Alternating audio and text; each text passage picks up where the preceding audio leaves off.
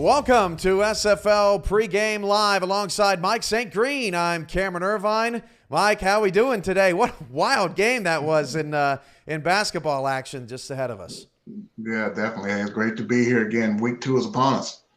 It just goes to show you every league has problems with their officials sometimes, and just like we've seen with our 62, we'll probably see some more today as action gets underway. So here's what we're looking at today on 11 Sports. Los Angeles takes on Houston. It's coming up next. Lone Star and Carolina coverage of that game kicking off now at 5:20 p.m. Eastern.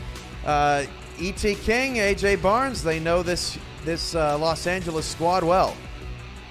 Yeah, Los Angeles coming off of a big win last week in their home opener against San Diego. Balanced attack with Sully Richardson and company. Houston struggled a little bit on offense inside the red zone. And let's see if they can get things on track here today. Coming up in the afternoon block, Battle of Florida, Jacksonville and Florida actually as the sun sets there in the East Coast. That's a big game as that kicks off divisional play in the East. Queen City and St. Louis as well. The Gladiators trying to get their third straight win over the four-time champs. Kind of surprising there. What do you see out of that block, Mike? Yeah, Jacksonville and Florida, one of the marquee matchups of the SFL. Both teams are, big rivals, but a lot of respect in both locker rooms for those squads. Queen City and St. Louis, both of them struggled early in the first half of the games last week, but pulled it together to pull off victories last week.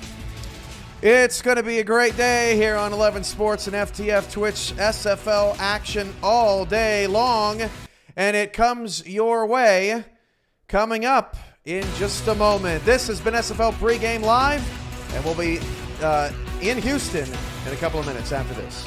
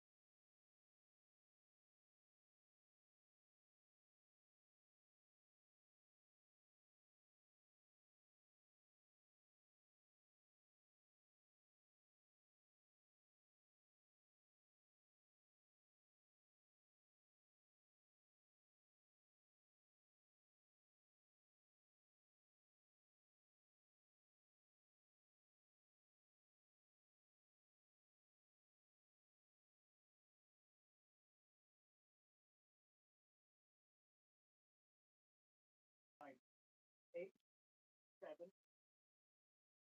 5, 4, 3, 2, 1. 11 Sports and For the Fans welcomes you to the following presentation of the Simulation Football League.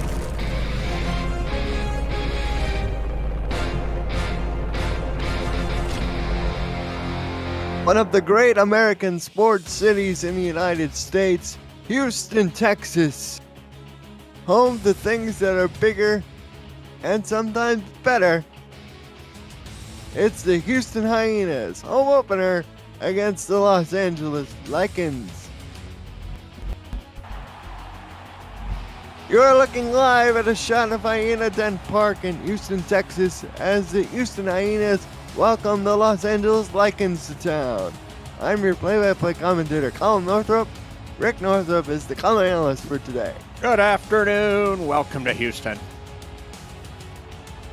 For the Hyenas, they're coming off a 27-17 loss to the Jacksonville Kings. And for the Lycans, they beat the San Diego Mavericks in the Battle of California 30-17.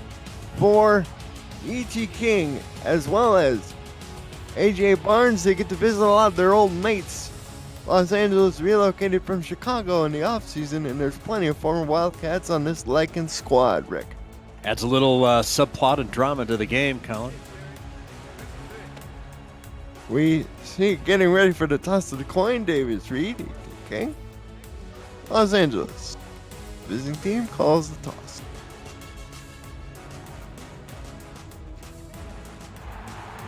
It is tails, and Houston wins the toss.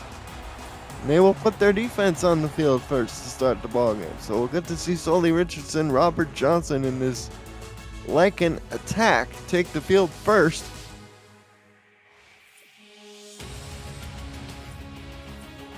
Rick, what are some of your keys to the game as you look at it? Well, I think, as I said, the subplot between, lots of friends, lots of former players facing each other. And I'm actually not sure what to make of this matchup, Colin. Houston will kick this away. And it's returned up the middle, across the 30 to the 32-yard line. It's Tom Rahman Jr. He'll set things up to start.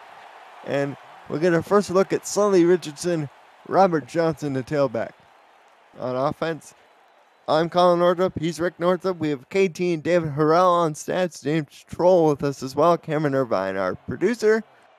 As there's a look at Barnes. It's first and 10 Los Angeles from their own 32. I appreciate Firedog in the chat telling me what to think. So think LA win. Okay, we'll keep an eye on that. Here's the first pass out to the right side. It's dropped for an incomplete pass. Chris Lee, the first round draft pick, number 6 overall, dropped it. You see the uniform colors there on your screen. Los Angeles wearing red with white pants and black helmets, and Los Angeles in white with white pants and a blue helmet, complete with white face mask and a yellow stripe. Yeah, for everybody who doesn't know what to think, Colin, do you know what they should do? What? They should listen to the Rick meter, which made the trip to Houston. And the throw over the middle by Richardson, that is bobbled and incomplete. Knocked away by the linebacker, number 57 for Houston. And that sets up a 3rd and 10. Richardson starts 0 for 2. 3rd and 10 from the 32. They're from the shotgun this time. Richardson has 4 wide receivers out. We haven't even got time to go over the starting lineups. Let's see what happens here. Richardson drops the throw, fires, no, complete. And the catch is made by Davius Reed at the 51st down. It's a nice throw, just trying to get into a little bit of an open area with that in the seam there. And your Lycans are on the move. Reed last season had 339 receiving yards, 2 touchdowns, and 29 catches. Continues to do damage here as Richardson's in the shotgun. He's back to throw, steps up, and down he goes. Sack made by number 56, Wolf Justice, the defensive end. Just beat his man around the edge clean for a 6-yard loss. He did. Houston giveth, and then Houston taketh away. So that brings up a long 2nd and 16, buddy.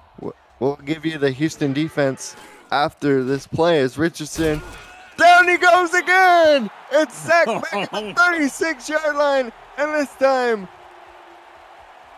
it's number 99, Zach Turner, the burner, acquired from London in free agency. Did you just name him Turner the Burner, or have I been missing that train the whole time? That's his nickname. As Richardson is now in the empty shotgun, 5 wide, 3rd and forever. Nearly got sacked again, but this time it won't be complete over the middle. Kai Cash Correction. That wasn't Kai Cash. That was number 26. Law. Regular Law. The rookie second-round pick. Wow, it's almost like Houston gave up that nice gain in the seam and collectively said, we've had enough of this, and two, hurries and sacks, and there's a punt. Travis Warren kicks it away to Kyle Finnemore, and we'll get to see E.T. King, Warren Murray, and the rest of this offense. Murray is a bit tracking a milestone, a career yardage mark. As we get 1st and 10 from the 32. There's Rochelle Colston out there in the free safety position. As Houston will empty the backfield with 4 wide receivers. Los Angeles counters with a nickel defense. Back to throw goes King. Fires deep down the middle of the field, and it's intercepted first play. Rochelle Colston grabs it out of the air. Pass intended for Finnemore. And just like that, the Lycans had the ball back.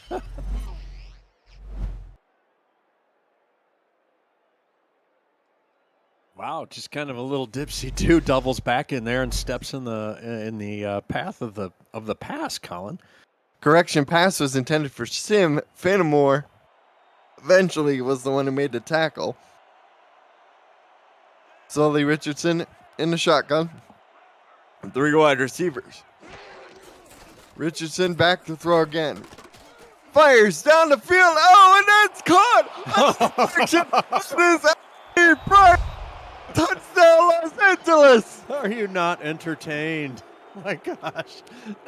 Ethan Carr tipped the ball. Elsie Frey turned around, and there it was. He caught the ball, and in one play, they score. Touchdown. The Lycans say collectively on their side of the ball, we're not messing around. And they get a freaky little tip fluke play and make the most of it. Rob Ems tried the extra point, one of several players to come over from Las Vegas to help out the Lycans fill out their roster.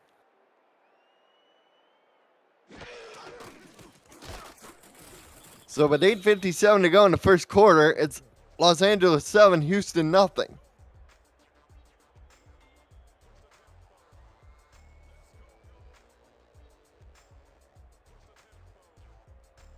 Well, that was an interesting start to the game.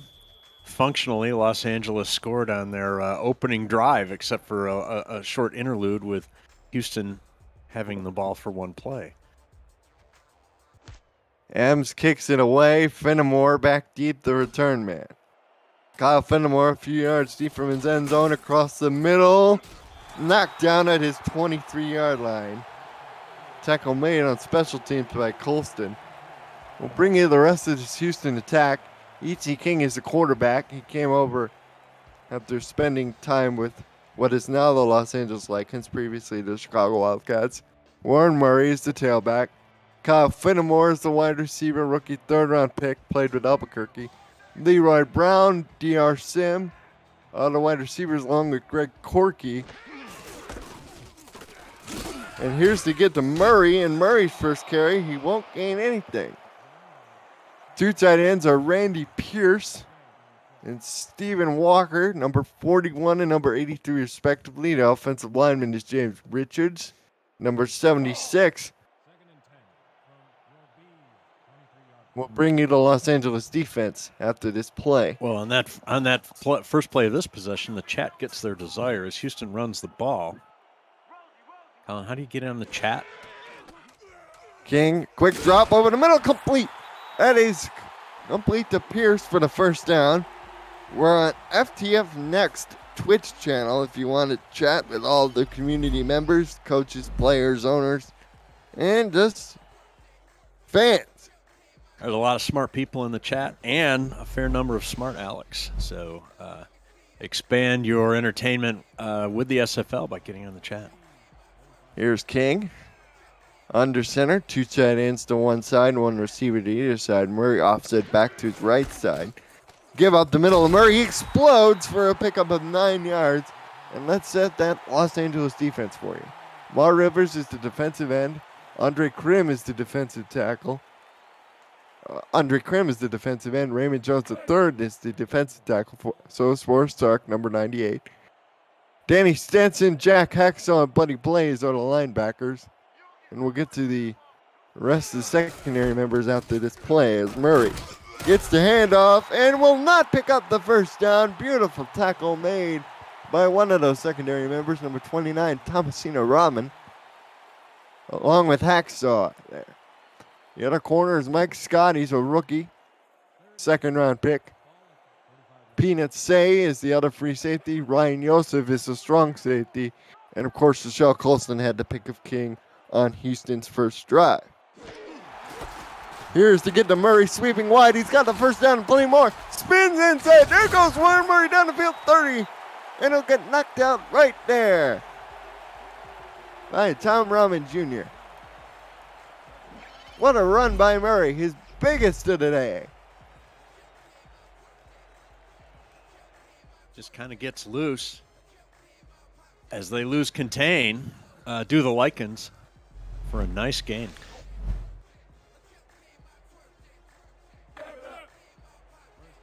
Four carries, 36 yards for Murray. Most of it coming on that last run. Split backs, two receivers to the bottom. King staring at a blitz. Back to throw. Fires down the middle of the field.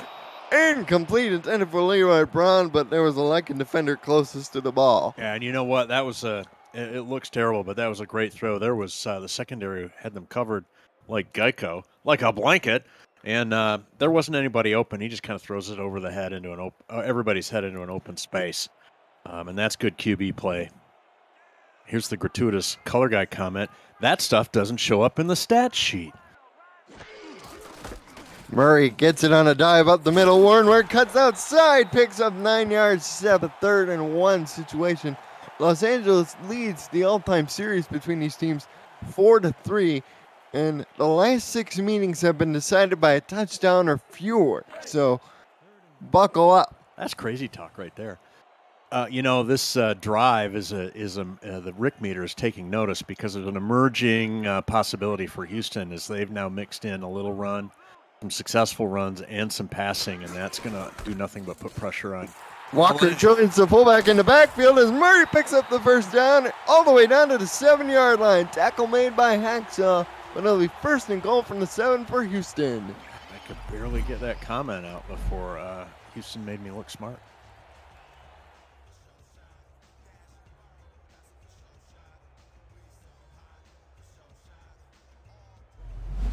What a beautiful run there. Good blocking. In fact, that was the reserve tight end in the backfield, Mark Wilson, number 87. There's a question in the chat about LA leading the series. They were just moved to LA from Chicago, so their record is counting. Here's King to the end zone. Almost intercepted on the play by Hacksaw. Pass intended for Brown. It was deflected right into his hands by Tom Rahman Jr., and that could have ended in big disaster. We almost had our second fluky play of the quarter. Well, with that last run, Warren Murray surpasses 9,000 career yards. That's 6th all-time on the Simulation Football League rushing list. Congratulations to Mr. Murray. We have a bunch formation to the bottom, everybody tight in that bunch. Here's to get to Murray sweeping toward the bunch, but Andre Krim has other ideas and knocks him down back at the 10 along with Raymond Jones.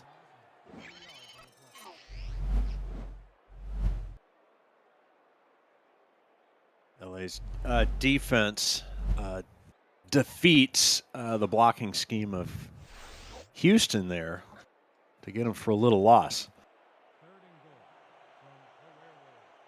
Here's Krim. Spent his rookie year with the Mexico City Aztecs, came over to LA in free agency. As King changes the play to the line of scrimmage. 3 receivers at the top, 2 to the bottom, 5 wide. Back to throw, fires to the end zone, into traffic. It's tipped up in the air and incomplete. Rochelle Colston got her hands on the ball. Wow. And it'll be 4th and goal. So many tipped balls already. So we expect the Houston Field goal attempt here, Colin, right? And for Los Angeles, that continues a streak of no touchdowns allowed. Only one of 2 teams in the entire SFL, the other being the Denver Night Wings, that did not allow a touchdown. Get out of town. I see that on the graphic, but that just is amazing. Here's Max Espresso to try the field goal attempt. From 26, he's good. And Houston is on the board 3-0. Reminds me. Or 7-3, rather. 3-0, 7-3. I was just going to say, I think I need a coffee. Maybe you do too. Over-under in this game, according to our boys at Jack's data, is 48.5. Houston is a 6.5 point underdog. You got it. As Rahman Jr. returns it up to the 31. That's very unusual, Rick, to see a home team being an underdog in their home stadium by that much. Well, I mean, it depends. It depends. It's just the opinion of the analytics and the wagering public. But yeah, that's a pretty big number. Los Angeles is in the empty shotgun. Here's Sully. Richardson trips to the bottom. One receiver to the top. He's back to throw. Pumps. Fires over the middle. Tipped in the air by Brody Gulch. And then under deflection. That is LZ Pryor again. He has 2 catches for 67 yards. And that is the most spectacular way you can come up with 2 catches right there. Is that was deflected by Gulch. I think everybody in the secondary touched that ball before it finally landed in his arms. And 1st and 10 from the Los Angeles 44. We've yet to see a carry for Robert Johnson, although they line up in a heavy set with Reed. Very tentative formation, 2 tight ends on the field. Here's the give to Johnson. He tries to move forward, but ends up losing a yard. Zach Turner made the tackle, but Kai Cash, cornerback number 27, third-year player, made the hit. It was an interesting high-stakes play right there as Houston brought everybody up on the line, and LA throws a run up the middle or off tackle at him, and if he'd have gotten through, he was going to scamper for a long gain. Richardson fires. It is incomplete. Pass intended for Chris Lee, but it's off his fingertips, incomplete. And a rookie, that's his 2nd drop so far. Well, you know what they say. I went to a volleyball game and a football game broke out. What the heck?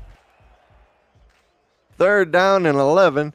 And last week for Los Angeles, they were, in terms of 3rd down percentage, Yes.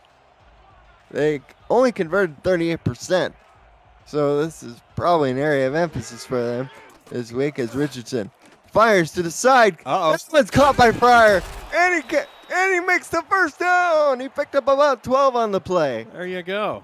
You conjured up a 1st down for them by citing that stat. Hey, real quick, I want to tell everybody about Sector 6. Sector 6 is the official apparel provider of the Simulation Football League. Visit sector6apparel.com. On our website at simulationfl.net for replica team jerseys and completely customized jackets, flags, T-shirts, and more that help each team stand out from their opponents. Get the gear the fans wear with Sector 6 and the SFL. Robert Johnson, 2nd carry, picks up 7 yards. Shout out to the graphics department for keeping up with me on that one. Thank you very much. 2nd and 3 from the 38. There's Gulch, one of the top defensive rookies in last year's loaded rookie class. As LA goes 3 wide receivers. We haven't heard from Jack Flash, the tight end, number 86. He had a big game last week versus San Diego. Throw out is caught. This time it's a 1st down. The completion is good to Chris Lee, and he catches that one. Good for that young man. I don't know if we'll get another view of that, but it looked dangerous from this sideline. I'm not sure how close it was to being tipped or even picked, but nice job to squeeze that in there.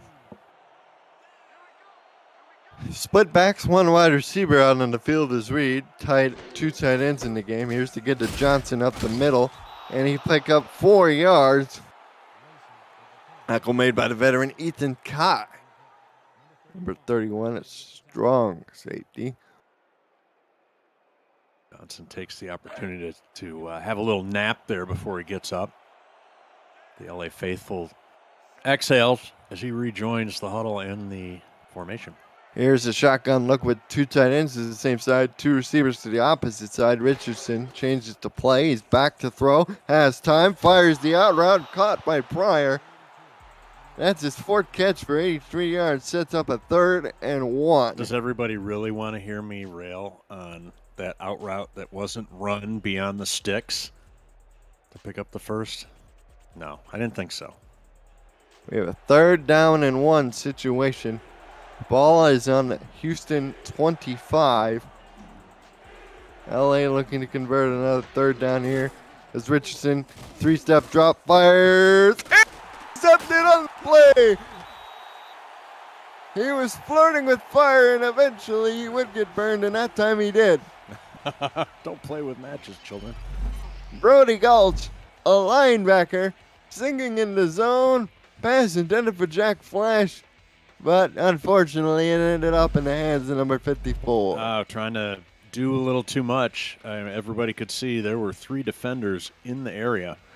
That ball had no chance. As we take a look at the stats from last year for both these linebackers, they averaged 10 points a game, or 10 tackles a game, had 10 TFLs, a forced fumble, and combined between the two of them, 10 pass deflections. So, no slouches in coverage either. Murray picks up 6 yards on the play. And for Murray, he's now up to 61 yards on 8 carries. E.T. King is 1 for 5 for 13 yards. D.R. Sim and Greg Corky don't have a catch as of yet. Here's the get to Murray. Murray trying to break a tackle, will not. He nearly fought his way across that line to gain, Colin. As you see the yards per carry average there. Tomasino with the tackle.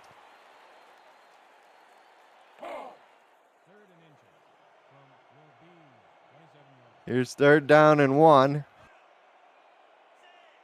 Fullback in the game for Houston. 1 receiver to the bottom, that is Sim. Here's the get to Murray up the middle. Oh, he didn't get it. I thought he got the body lean for the first down, but Jack Hexel says no. Whoa, will we get another look at this? Visually, it looked like he made it, Colin. I agree with you. And the punt team is on the field as we wind down the quarter.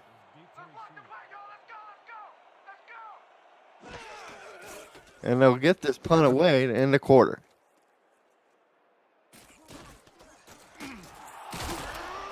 Turn is up to the 36. That's the end of the first quarter. LA is leading 7-3 over Houston. You're watching Simulation Football League on 11 Sports. Be back right after this.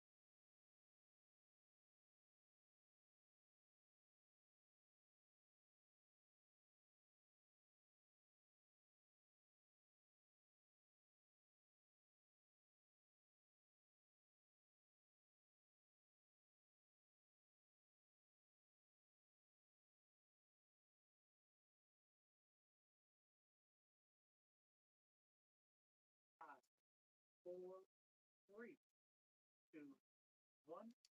And we're back. Welcome back to Houston, Texas, as the home team Hyenas trail 7-3. Los Angeles Lycans have the ball, 1st and 10 on their own 36. Two tight ends to the same side in pair formation. Here's to give to Johnson, sweeping. Has to cut through traffic and will only gain 2 yards for his troubles. Ethan Kai on the tackle. Let's do a little statistical reset for you all. David and KT Horrell are on stats. Solly Richardson, 6 of 11 for 107, a touchdown and a pick. Robert Johnson, 12 carries, 12 yards on 4 attempts. Richardson fires this out, and it's nearly intercepted by Kai Cash. He got his paw on it to knock it away at 3rd and 8. And he thought he was going to deke him a little bit and just sidearm that thing out there, but no doing, as that is read really well and almost a very dangerous play, almost a costly play. Pass intended for Chris Lee, as LA will empty the backfield, go 5 wide in the gun. Richardson staring at a nickel defense, 5 defensive backs out for the Hyenas. Richardson over the middle, caught by Pryor, and Pryor has a 1st down, and with that catch, he's fast approaching 100 yards. I guess. He just rifled it in there. A little confusion on the Hyena secondary, Colin, as there were, by my count, at least 3 Lycans open and available to receive the ball there. These are both rookie corners for Houston. Marco Swift was their 1st-round pick, and Rager Law, he was their 2nd-round pick.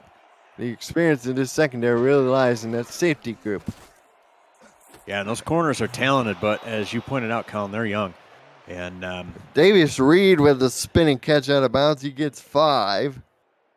He's on the march to 10,000, and that is his 1st reception of the day. So we'll keep an eye on that. That number draws closer. There's a look at Pryor, the team's leading wide receiver, shouting encouragement from the bench.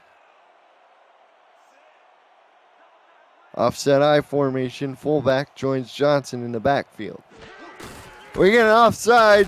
I believe Turner jumped, or was that Baker, as Johnson picks up the 1st down with plenty. I imagine they'll decline the penalty. yeah, I would think so, given the gain or the result of that play. Neutral zone infraction, number 58, defense. And it is called on Mike Baker, a neutral zone infraction, just a step ahead in the snap count. Our 62, fresh off of pulling the strings behind the scenes in the basketball game that preceded us, now on the field, so far has not mucked anything up, except for maybe that spot on the ball, I guess, on the 3rd down and short.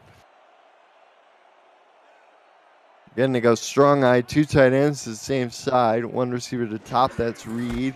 Here to get to Johnson again, following the pulling guard.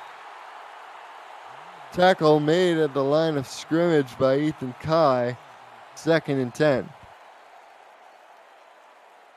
Well, as they focus on that run up the middle, be interesting to see if the Lycans try and spread it out and or throw deep down the side.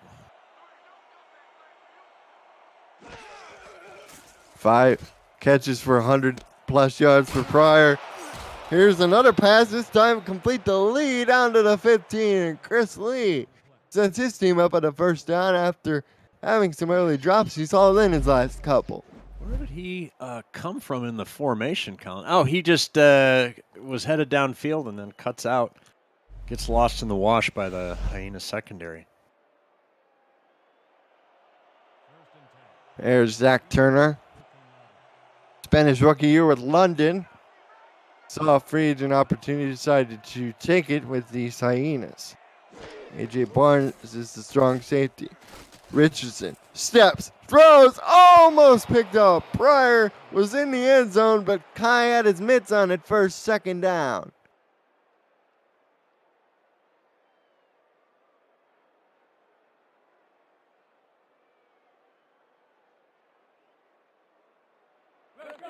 Second down and 10 at Pryor, the intended receiver. That's the first pass that has not been caught by him today. We have a standard split backfield, 2 tight ends on either side. Richardson turns, gives to Johnson, breaks a tackle, will only pick up 3 yards down to the 12 to set up a 3rd and 7. Going to try and bully them.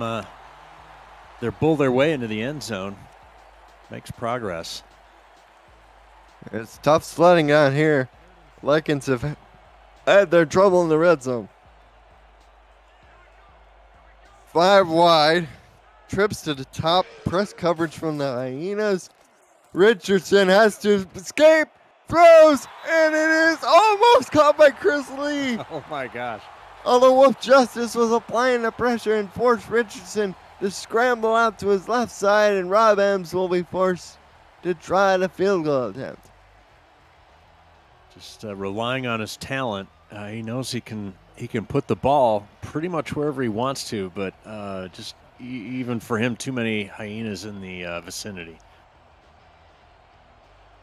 The other game is kicked off between the Lone Star Glory and Carolina Skyhawks. Glory co-owner Wally Herman returns to the organization that started his SFL career as Rob Ems kicks this one good from 28.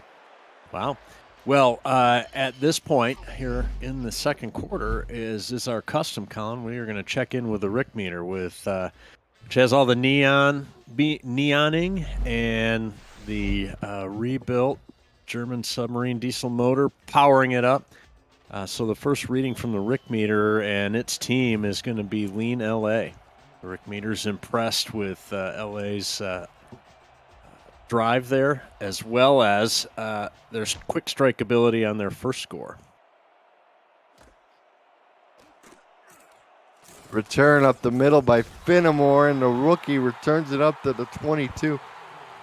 He's the team's 3rd receiver, had over 100 kickoff return yards last week versus Jacksonville. Is impactful, and you can see why, as he got upfield in a hurry.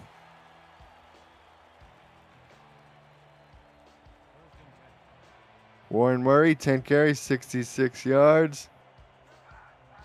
He's in the shotgun with 3 wide. I haven't heard yet from DR Sim, although he's been targeted a few times. Throw over the middle. There he is. DR Sim with the catch down to the Houston 42. And he's all excited as King threaded the needle that time. That's a nice play. Hey, there was a question in the chat about how do you see the impression from the Rick meter. Well, the Rick meter seems to make a big impression on the parking lots where we place it. Sometimes we have to do some repair. As Murray up the middle, he picks up 2 yards. Buddy Blaze, the linebacker, in on the tackle. You can learn more about the Rick meter on my YouTube channel, where I take questions and talk about all things relating to the Rick meter and our broadcasts and stuff. Can they do that, Colin? No. No, they can't. No. Thanks for answering, Colin. I'll set them up and knock them down. Murray with the carry that time.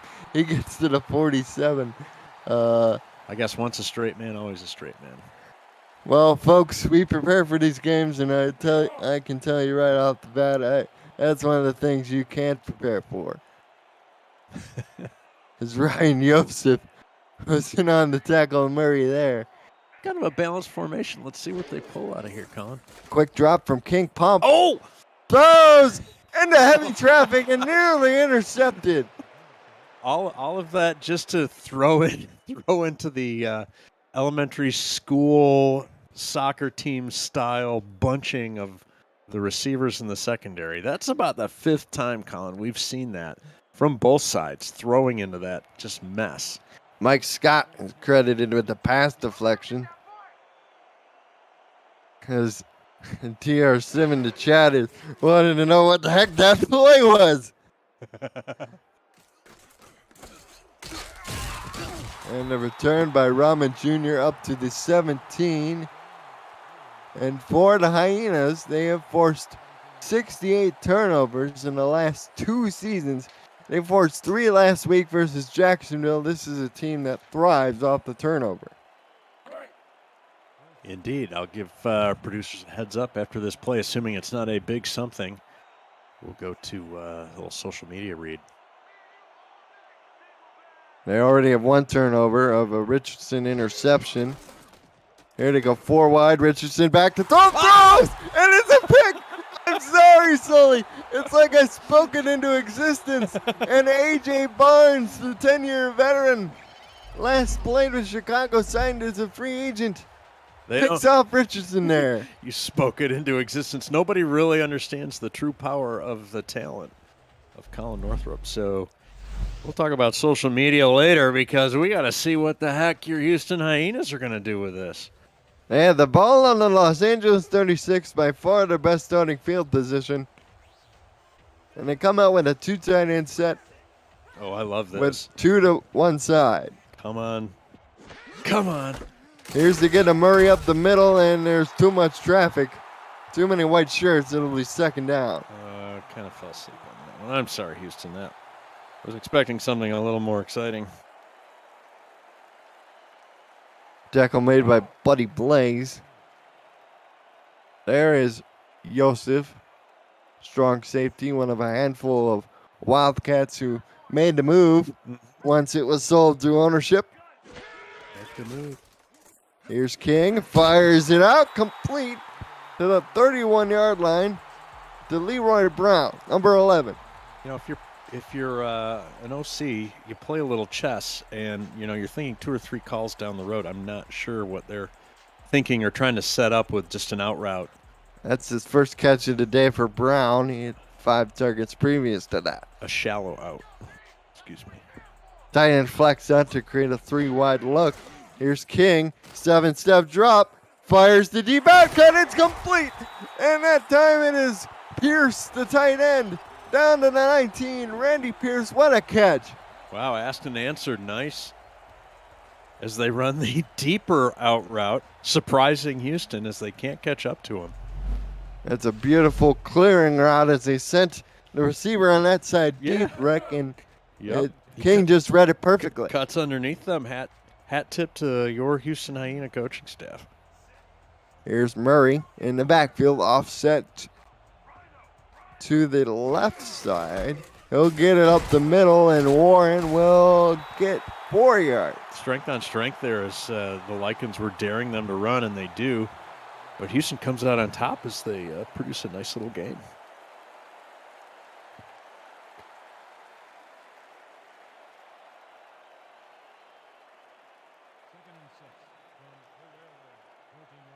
Everybody, including your broadcast crew, holding their breath to see what Houston can do in the red zone here. I formation, Murray to deep back.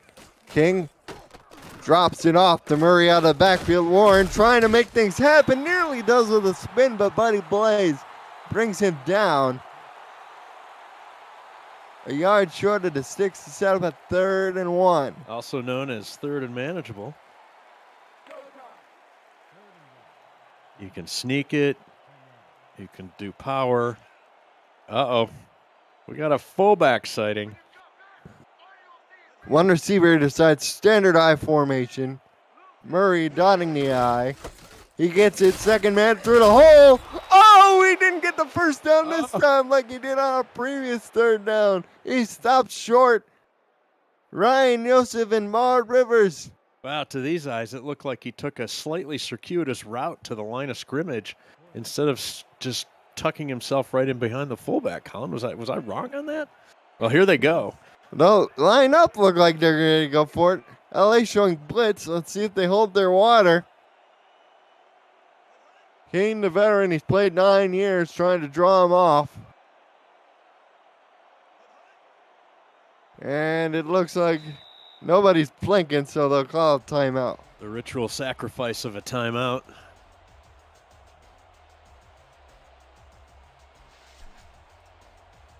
See Damon Simeon on the sideline.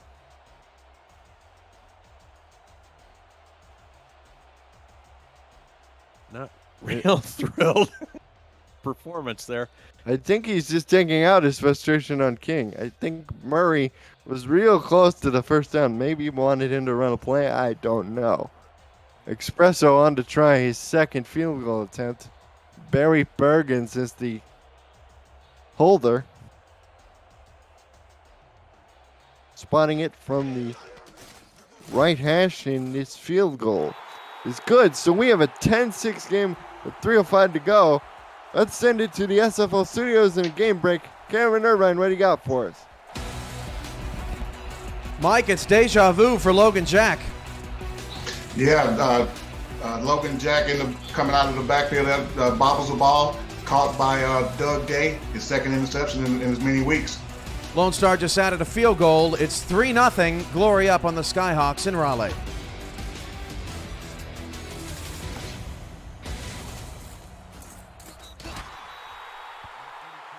Wow, talk about an unfortunate bounce of the ball there for the Skyhawks.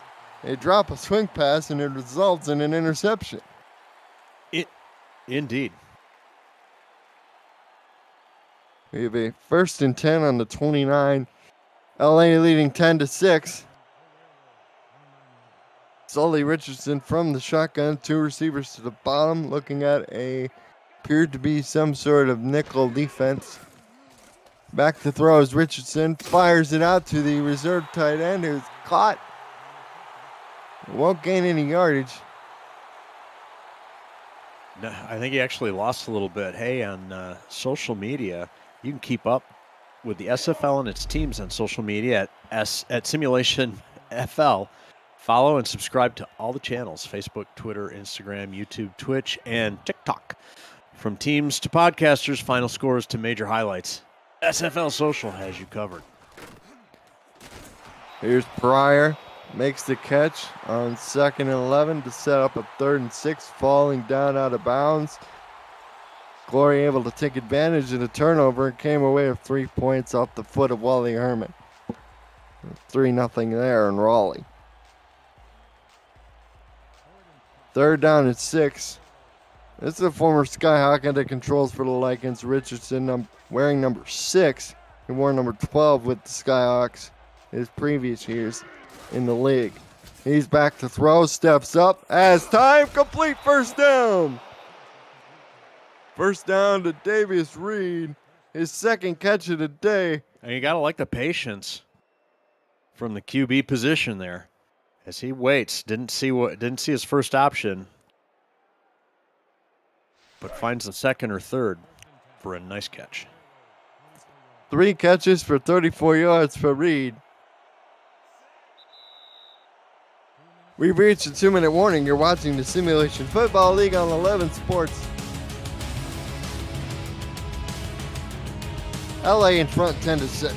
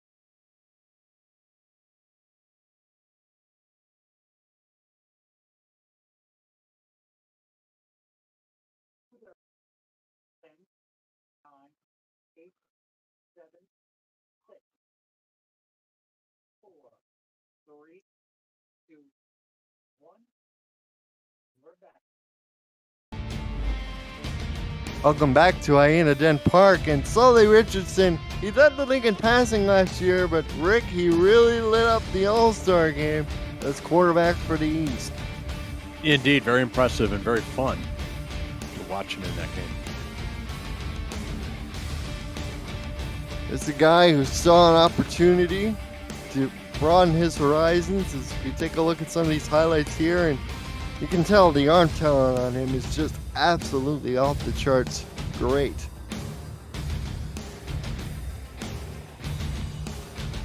And he has no shortage of weapons, so he's put up a great deal of numbers, including that touchdown pass to Pryor earlier. As we get 1st and 10 on the Los Angeles 44. Showing run. Lee in the slot. Reed outside. Here's to get to Johnson. And Johnson only pick up a yard. Brody Gulch came flying in to make the hit. It's like he came out of the tunnel to make that hit as he read that play all the way.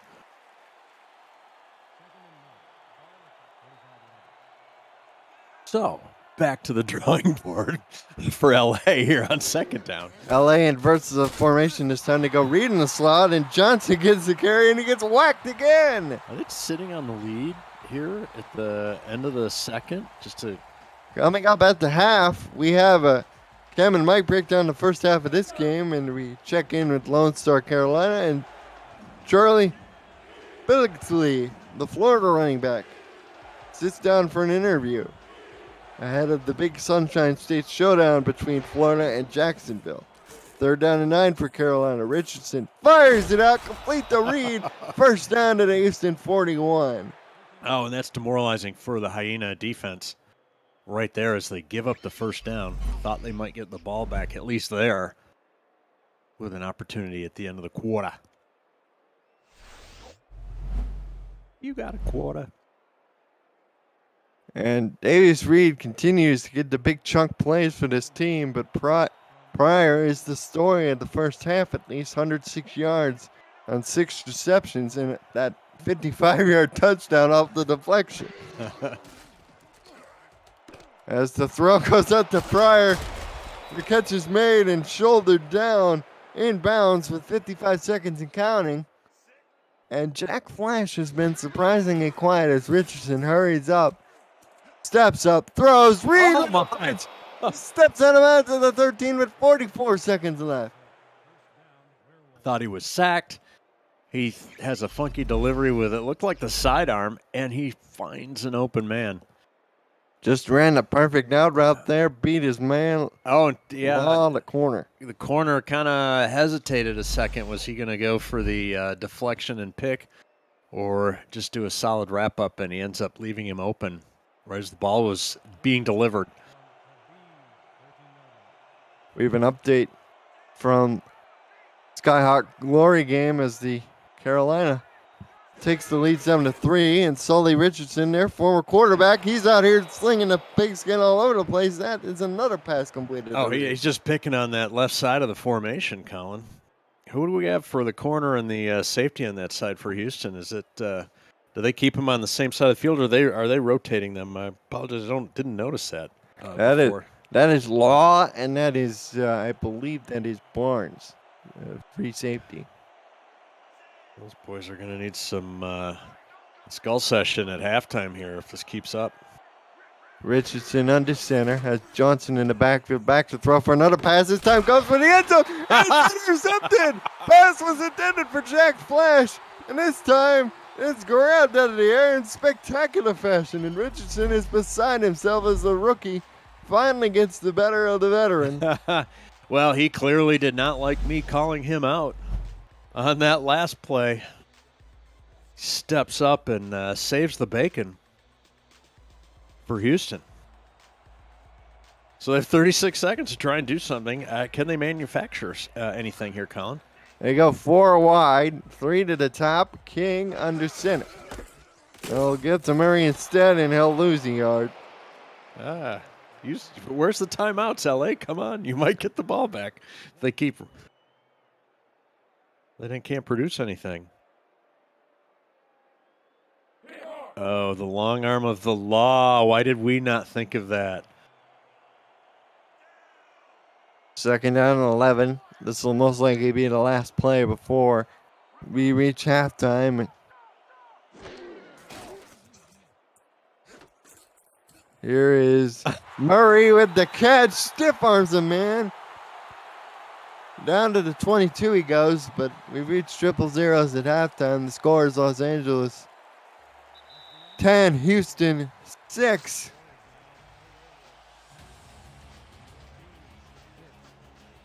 As we take a look at the first half analysis, Rick, what stands out to you? Well, let's look at the numbers here. And, really even time of possession, which sort of was the impression, but the total yards is the difference. And, it's funny, the turnovers there are already lopsided, but LA's got the lead and enjoys the pleasure of the Rick meter leaning their way here as we go into halftime.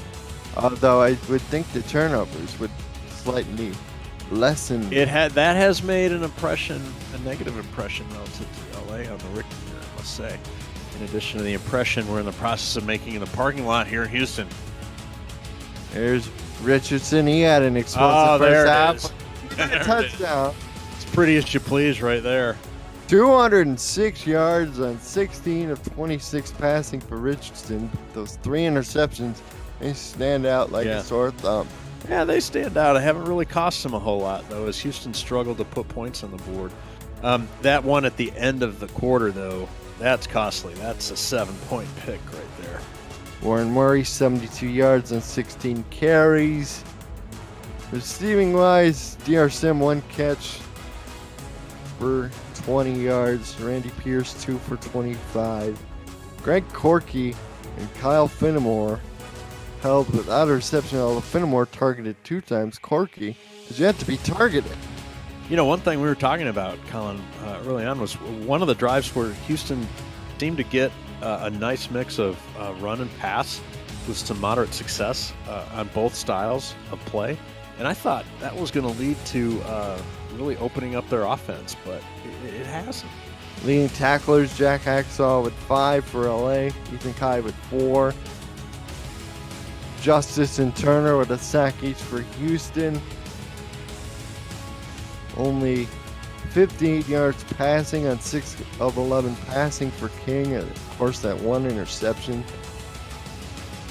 Bugamaz in the chat with some excellent analysis focusing on those turnovers. And I guess, they've LA could have several more points on the board, but not for their turnovers. We'll be back with the SFL Halftime Report with Cameron Irvine and Mike St. Green after this commercial break. Don't go anywhere.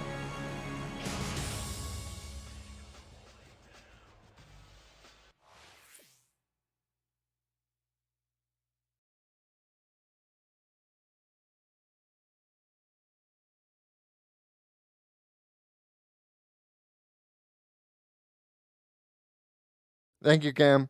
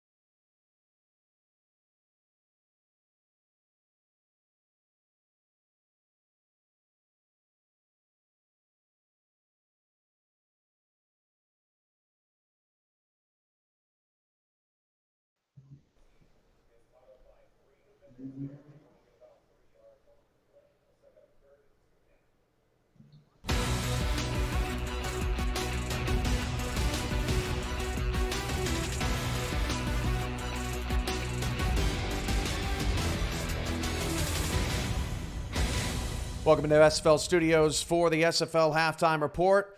Alongside Mike St. Green, I'm Cameron Irvine. We've got a couple of lower scoring games than we anticipated, Mike. The 48.5 over-under on LA Houston. Only touchdown of the first half, a deflected ball that falls into Pryor's hands. Your thoughts on the first half? Yeah, LZ Pryor's having a big first half for Los Angeles, but everyone on Houston's offense should take everyone on Houston's defense out for dinner tonight, because they're the only thing that's keeping them in this ball game. I feel like it should be probably at least 2 or 3 score difference right now. Yeah, Houston's offense only put up 13 points last week in Jacksonville, now struggling here at home, and LA holding their own. Jack Flash really quiet in the first half after he led tight ends in receiving yards. Any thoughts to that? Law had the pick at the end of the half when they targeted. Raga Law had another pick here today. A.J. Barnes also had another pick. And we have yet to see Jack Flash at all. Maybe they're taking him out of this ball game, but Houston, they have to get something going on offense. They have truly struggled the past 2 weeks. 5 minutes to go in the first half in Raleigh. 7-3. Carolina leads Lone Star. What have you seen out of that one, Mike? Kind of a surprising score right now.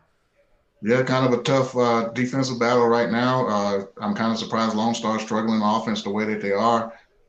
We'll see if they can get anything going. But, yeah, Carolina's holding their own right now. Lone Star did not punt last week. I've already seen a couple of punts here in the first half for the Glory. Well, earlier this week, Mike and I got a chance to sit down with Florida rookie running back Charlie Boletsky, nicknamed the Bullet, and he is set to make his home opening debut in Fort Lauderdale for Florida when they take on rival Jacksonville. A chance to catch up with him before the big game to see what it was like transitioning from the minor league to the majors and how he got here. Here with us today is Bullet Boletsky of the Florida Storm, running back of the Florida Storm, new rookie on the squad. Bullet, his nickname. Charlie, how are you doing? How are you, Cam? Good to see you. Good to see you too, Mike. Hey, good to have you here, Bullet. Thank you. Great to have you here. So, Charlie, we want to get into kind of your story. You just recently drafted by the Florida Storm, 3-time champions in the SFL. You know, you didn't go to an expansion team. You didn't go to a rebuilding team. You went to a franchise that has won championships, made big headlines in this league. Did you think when you joined the league and you were in the the minor leagues trying to make a name for yourself that you'd be going to a place like Florida right off the jump? I definitely did not think that at all. Once I got familiar with the league, I saw that, there were going to be 2 expansion teams. So I figured, at best, there would be 2 running back spots available. And I would imagine maybe 1 or 2 running backs would switch teams. One would go to an expansion team, but there would be 2 slots left. I got some pretty good advice from some people along the way saying, running back's really tough. If you want to be a running back, got to get your name out there. You got to participate in the chats, be visible on game day. So I did all of that, and I basically made it my mission to make sure that I was one of those 2 running backs picked. And it happened. It didn't happen the way I thought it would, to be honest, but it did happen. As the mock drafts came up and the free agency period came along, it looked like there was only one team that would need a running back. And of course, I saw that Kevin Say, my colleague in the minors, his build was far superior to mine. So I thought there's just no way that I would ever be picked over him, no matter how great my personality is, you know what I mean? Or how great a graphic designer I might be. So right. I had pretty much resigned myself to the fact that I was going to go back to the minors. And Charlie, kind of piggybacking off of what Cam asked, I kind of experienced this last season going into Jacksonville's locker room, storied franchise and successful franchise. How does it feel? How do you feel like you're adjusting going to the Florida locker room, with all the experience and championships under their belt? I think I fit in pretty well. I think I'm a pretty talkative guy. I think I'm pretty easy to get along with. The locker room seems to be a really nice mix of some vets like myself in terms of age and some younger folks too. And I think we've all gotten along really good. It's a really positive locker room. I've gotten a lot of good guidance from the players that have been there for a while. Mighty is great, as you guys know. So it's a real it's a real camaraderie, this league, and that's the thing. Like, I really was not expecting that. Like, I had joined the league as mainly as a distraction from what's going on in the world. Mind you, I've been, like, as I call it, simming in silence for years. I've been a simmer for before consoles, during the days of Stratomatic baseball, if you guys know what that is. My friends and I, Yeah. used to do leagues. We used to keep stats. I did that all the way through the consoles, through the early iterations of Madden. So I've been simming forever. And just by accident, coming across this league one night, watching one of the games on 11 Sports, it opened up this incredible door to me. I could not believe that there are thousands of people like me that are into this very same thing. It was an incredible stroke of luck that I found you guys, like, and the SFL, and it's been an amazing experience so far. Nothing but positive here. Yeah, and hey, and on to some on the field action. You guys struggled coming out of the gate last week. Tough loss to who I did slips my mind who you guys played this last week. But I know a tough loss for you. Lone Star. There we go. Yeah, tough loss last week. What do you think you guys need to do to bounce back this week against Jacksonville? I think Mighty's going to tweak our defense. We didn't really get many stops. I don't know if those guys punted the ball once during the game. So I think the defense needs a little tweaking, and I think the offense will be fine, given that we won't be if we're not playing from behind. I think the offense will be just fine.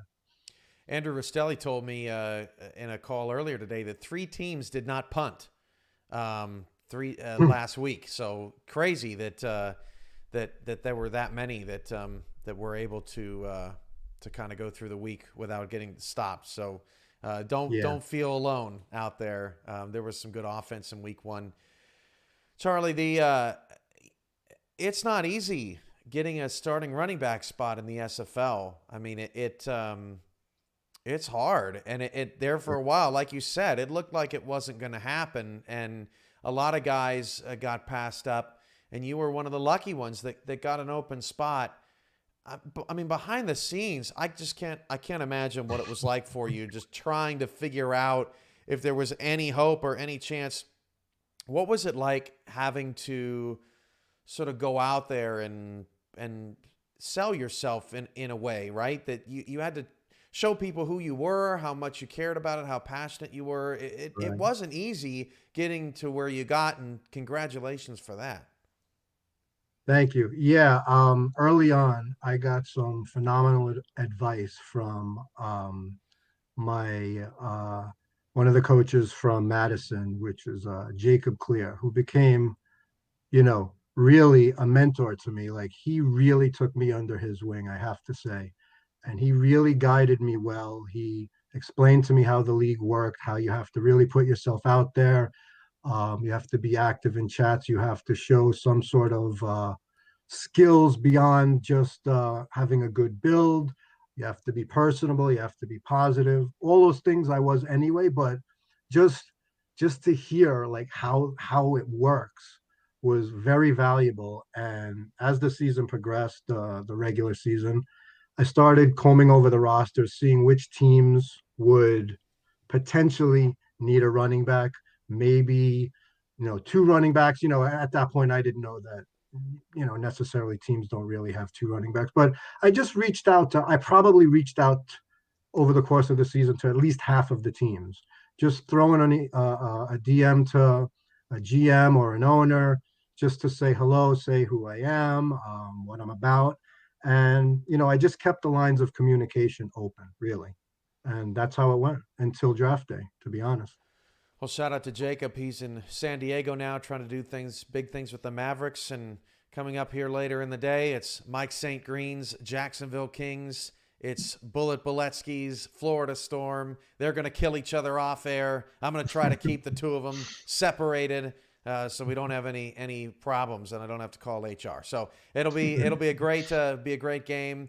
And Charlie, thanks for joining us here on the SFL Halftime Report. Thank you very much, gentlemen. Appreciate it. All right, thank you, Charlie. All righty, guys. Take care. And we'll be right back after this. Thanks to Charlie Boletsky for stopping by. Second half is coming up from Houston.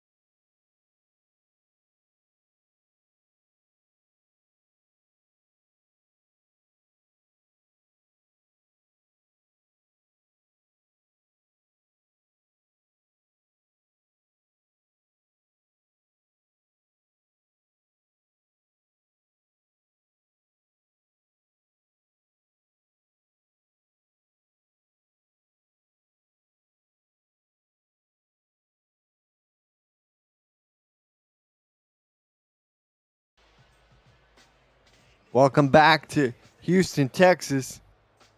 The hometown Hyenas are trailing the Los Angeles Lakers 10-6. Over under this game was 48.5, but so far the combined point total is 16. Right. And on the betting line, Houston's winning as they're getting 6.5 points, but we've got 30 minutes to play. Kyle Finnemore on the return will get wrapped up at the 19-yard line, and that's where Houston will start. They had 2 field goals on their first half possessions. Drive no longer for Houston than 68 yards in 12 plays. The other scoring drive of theirs was 26 yards in 7 plays. E.T. King in the shotgun, back flanking him either side. Back to throw it goes. Deep down the field. It's intercepted, but Leroy Brown, he didn't turn around fast enough. But Rochelle Colston, she knocked it up in the air and almost had her second pick. Yeah, and it was almost a parallel universe where Houston was going to get a catch off the deflection and a clear field. If he just turns around, look at this. Leroy Brown's running.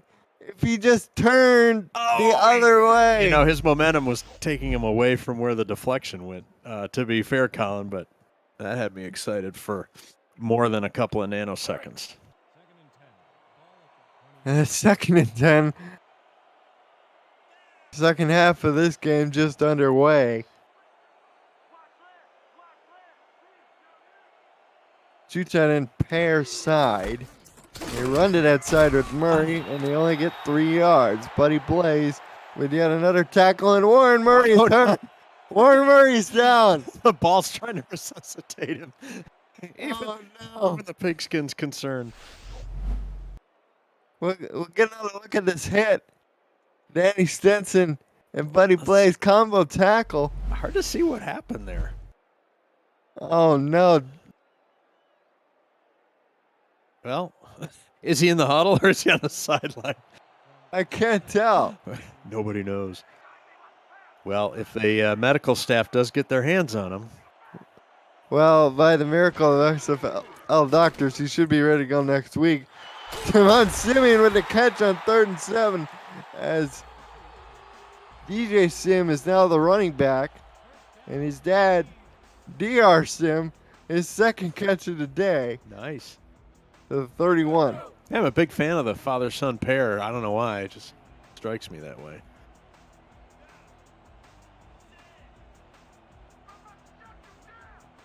Trips to the top of your screen, 4 wide overall. Here's to get to Simmons. Oh, no. Oh, it's a scramble. Los Angeles falls on it at the Houston 34-yard line. Oh. Oh, no. Here comes your turnover analysis with another chapter. Oh! Forced by Mike Scott. Punch Danny right out. Stinson initially fell on it, couldn't corral it, and Rochelle Colston eventually did. Colson having a sweet game, I must say. Picks and tips and fumble recovery. 9 carries for 25 yards for Johnson. He's single back in a 4-wide set. Robert Johnson giving up his career as a blues artist to play football for the SFL. The throw over the middle is caught by Chris Lee. That's a 6-yard pickup. That'll be 2nd and 4. I guess you could kind of say he reached a crossroads in his professional career. And Chris Lee caught the ball. Remember, he had those 2 early drops, and now every time he makes a catch, I see him in the chat. He gets so excited. He says it's a miracle. As Robert Johnson gets the carry, nearly picks up the first down. Here's a look at Chris Lee, played wide receiver for Tacoma in the minor leagues. One of 4 rookie wide receivers with a touchdown reception in week 1.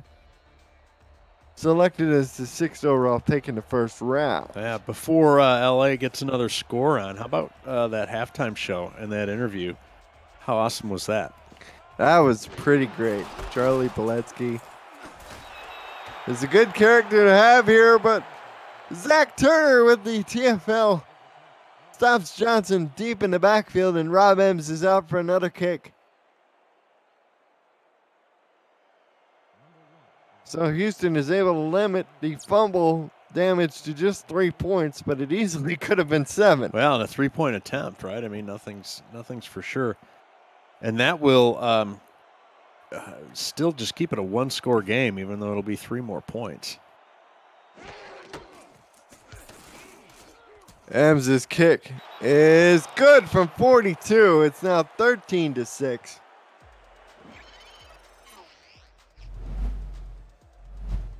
I see Warren Murray in the chat. He's asking what happened. Well, you got hurt on a combo tackle on your team's previous drive, Warren.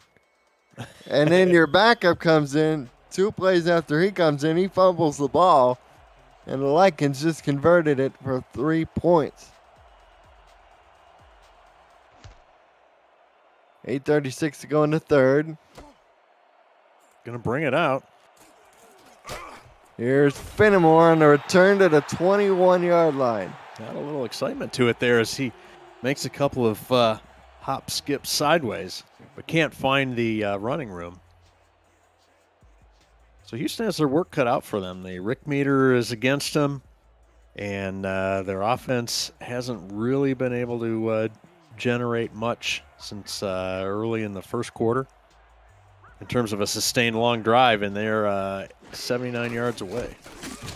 And they'll go back to Sim one more time. He breaks a tackle. He picks up a first down, and this time he holds onto the balls. He picks up about 11.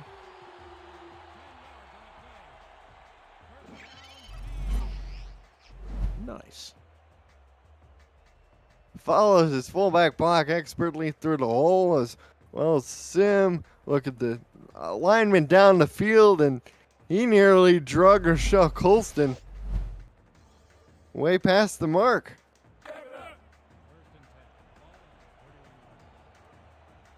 And that, with that last field goal, the Lycans now have 10 points off of Houston turnovers.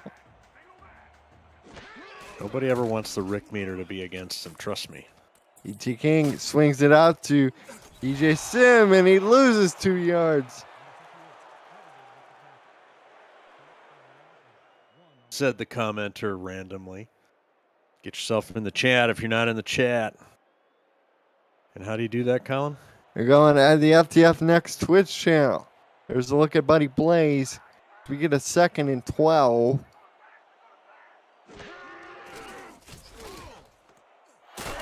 Throw over the middle, caught by Brown. Gets to the 36, set up a 3rd and 5. And for Houston today, on 3rd downs, they're 4 of 8, 50%. They really need a conversion here, Rick. Yeah, they do. They really need to put, even if it's just 3, they've got to put some points on the board. They've got to hold serve with LA. 70 yards for King passing. I'm Colin Northrup. He's Rick Northrup. Good afternoon. We have KT and David Horrell along with James Troll on stats as E.T. King fires down the field, caught out of bounds at the 50. DR Sim, get those toes in, my goodness. That's just what the doctor ordered. See, get DR, see, get it. Yep. Working against Tom Rahman Jr. gets both feet down, but LA is still challenging the catch. Maybe he didn't get both feet down. LR62's been itching to get under the hood. Another story there. Well, you got to pull the hood up there, buddy. Heck. I don't know, he just doesn't know how to operate it. Here we go. We got a good look at it. There's DeMont Simeon on the sideline. Coming right into your living room. Jason Osterholt is the head did coach. Did he drag that toe? I think he might have dragged the toe. Let's see. The pass has been ruled incomplete. The catch was made out of And LA wins the challenge. And it's been one of those days for Houston. No home cooking involved for the Hyenas that time. Hyenas are not laughing now. And instead of first down at the 50, it'll be 4th and 5. What that means. Kick. Punt is away by Brian Adams. Fielded by Tom Rahman Jr. Return up there. You see Jack Flash's number from last week. Led all tight ends in yardage among his position group with 108. He has yet to have so much as a catch. He had a 1 target, but it was intercepted by Law, the rookie.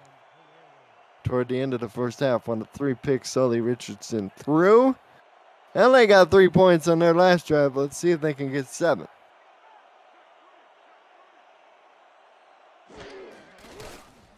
Richardson out route to Reed, and Davis Reed picks up 7.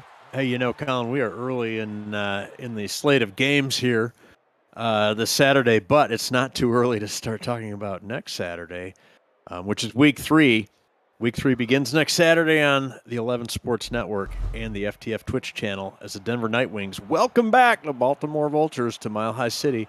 Then St. Louis, visits Louisiana in a rivalry full of conversation. Bonus coverage includes Carolina versus Florida and Lone Star versus Houston. Coverage starts at 4:30 p.m. in the East. The SFL on 11 Sports. Football season is only just beginning. Robert Johnson picks up the first down. As we have a continued update from Raleigh, it's now 17-6. They're in front of Lone Star. That'd be a big upset considering the Glory put a whooping on the Florida Storm last week. Whooping. Richardson fires it complete over the middle for a 6-yard pickup. And Warren Murray has a broken finger. He may still return to this contest. Oh, all right. So our leg trainer's working hard, trying to get tape that puppy up to the finger next door and get rub some dirt on it, and get back out there.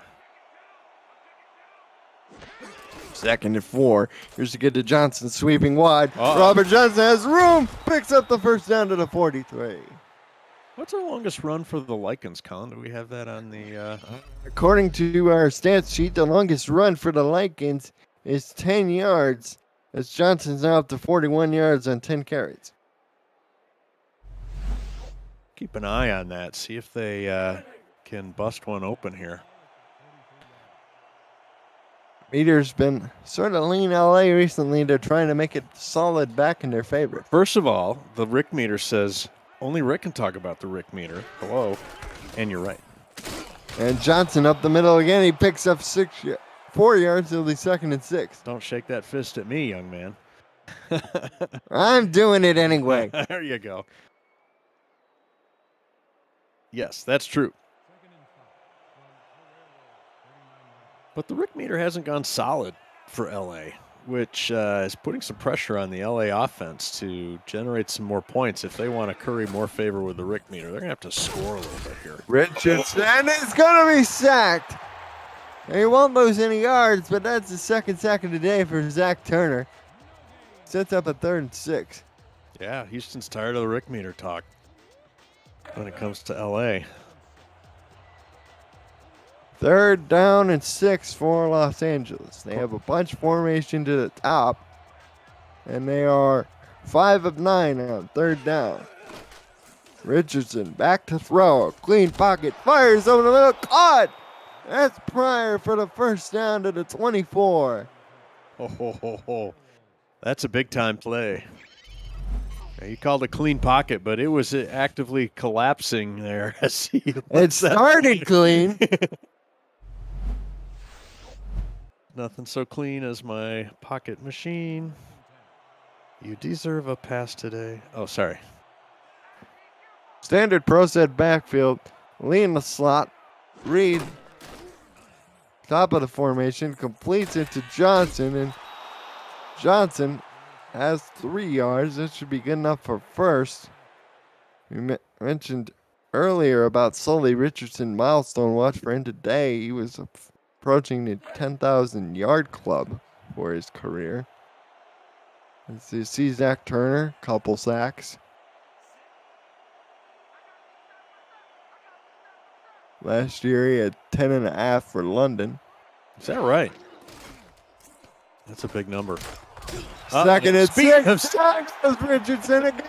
This time it's a combo sack.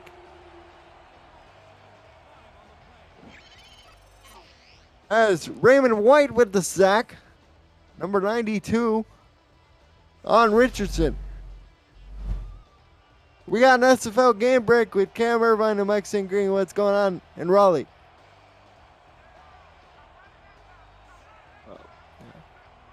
After the play. I jumped the gun there, folks. I'm sorry. 3rd and 12. Richardson is sacked again. It's Groundhog Day. This time it's Zach Turner. Kamal and a half a sack. Cam, what? We got an update from Raleigh. What do you have for us? Colin, Carolina doing work. Yeah, Cam, Carolina continuing that dominance over Lone Star. There you see Ike McBride with a fumble recovered by Kane Vasquez. Carolina's on the move again. The Skyhawks at home up 11, about to make it 14. What an upset that'd be. Back to Houston with Colin, Rick, David, and the crew. Wow, huge developing news from Raleigh as Rob Ems makes yet another field goal to put his Lycans up by 10. This one from 48. And he made that look easy. He did, and it's turning into a potential slow death by field goal here for Houston if they can't get their offense on track.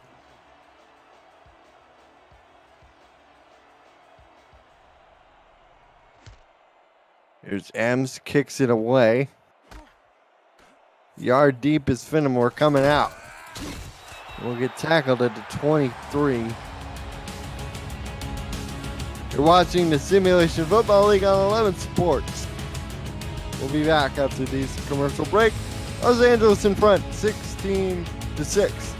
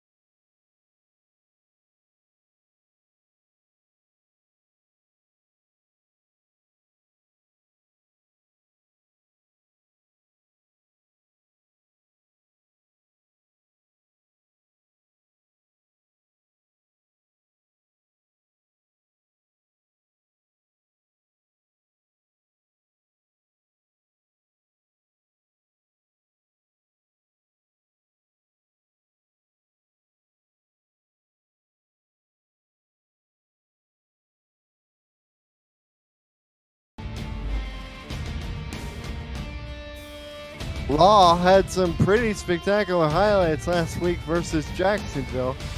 A couple interceptions. Here's one right here off of Christensen. And Rick, you can tell why this guy is so sought after by the Hyenas to play the cornerback position. Absolutely. He's loaded with talent. We've seen him make a couple of mistakes in our game today, but also make some great plays. And, I'm excited for the future for Law. I mean, this guy is no slouch in terms of height, weight. He's 6'3", 210, and he's physical enough to come and knock the ball out of a big tight end like Jack Wall. Let's see if his offense can do something. They're down by 10, 16-6. King back to throw. Has time in the pocket. Can make himself a sandwich. Now he takes off and he runs down the field and he slides down at the 39-yard line. After he got done making the sandwich, he made a first down. Wow. Nicely done. Good recognition there. That he's got to, their heroes are going to have to step up here. Warren Murray is back in the game, so that is helpful.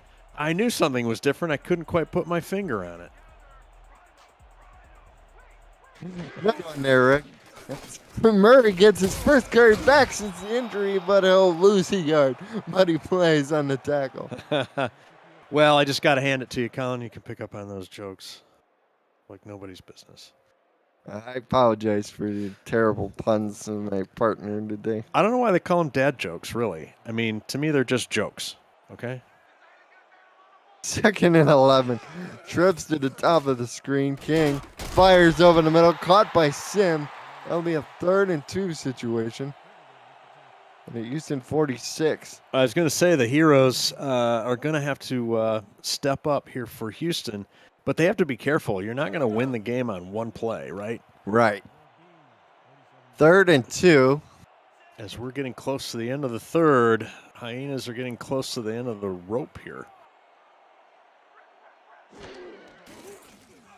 Shotgun King, out route, caught by Brown for the first down. He got about 3, needed 2. Tackle made by Hacksaw. And that, ladies and gentlemen, is how you run the quick out for short yardage and get the first down. Carolina Skyhawks with another score as we're in the 4th quarter, 20-6. Woo. Coming in bunches now. DR Sim to the top of the screen, one of this league's all-time great wide receivers. King staring at a blitz from Los Angeles. Goes back to throw, 6-step drop, throws over the middle. Oh, no! Almost picked off by his former teammate Danny Stenson, moving to middle linebacker. All right, a couple of first downs and a lucky break on a batted ball. Is this Houston's drive here? Pass intended for Stephen Walker.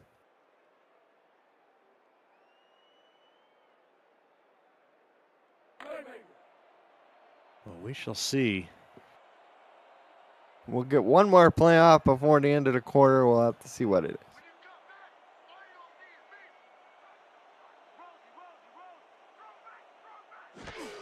King, give up to Murray, fumbled the ball! Oh, no. Fumbled the ball.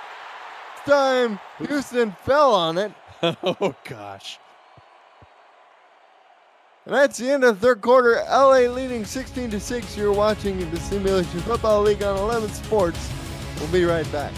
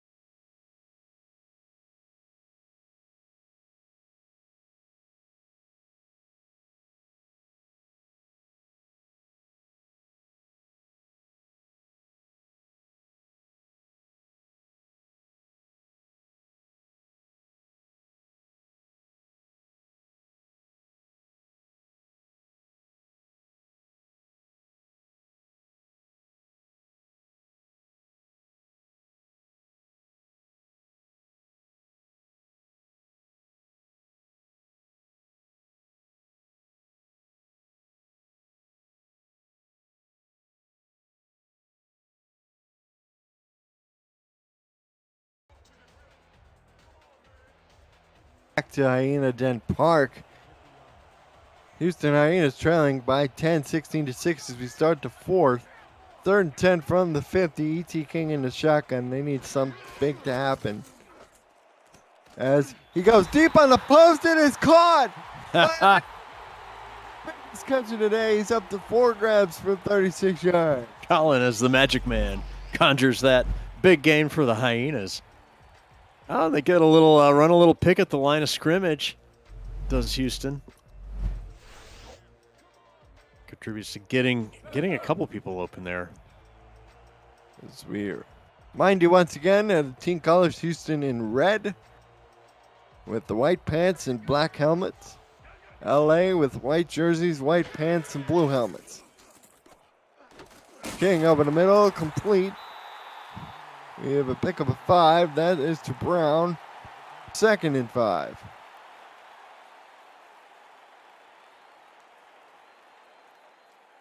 We got folks predicting what they think the final score of this game will be.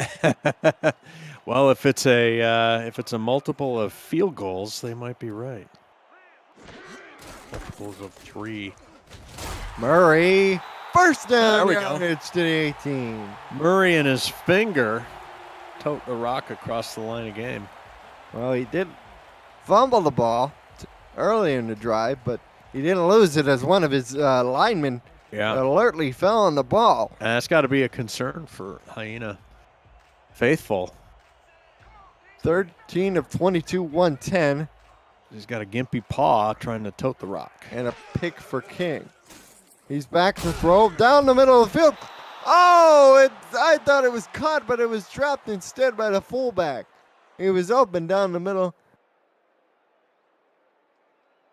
And Stenton knocked the ball out of his hand last minute. Yeah, a fortunate play, good play for Los Angeles. As Houston looks like they got a little something going here as they get into the red zone, needing 7. 2 receivers to the bottom of your screen. Counter play, Murray. Only gain about a yard. Yeah, not only a counter, delayed counter, but Los Angeles is ready for it. We're able to react in time. But 3rd and long in the red zone. Tackle made by Forrest Stark. I'm going to call his name a lot today. Who do you like? Where's this ball going, Colin? It's got to go to Sim.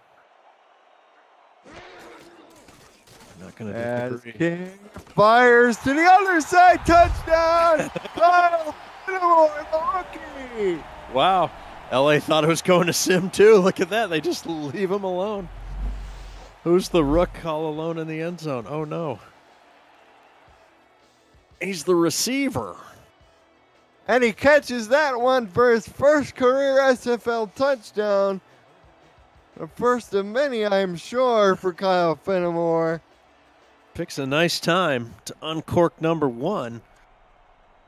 With 8:54 left, pending the extra point by Cappuccino, it is up and it is good. And we have ourselves a field goal game, Colin. 16-13, 8:54 to go. Still plenty of time to decide in this one. And in a game that's kind of been a little bit of stone soup, suddenly turns exciting here with just under 9 minutes to go.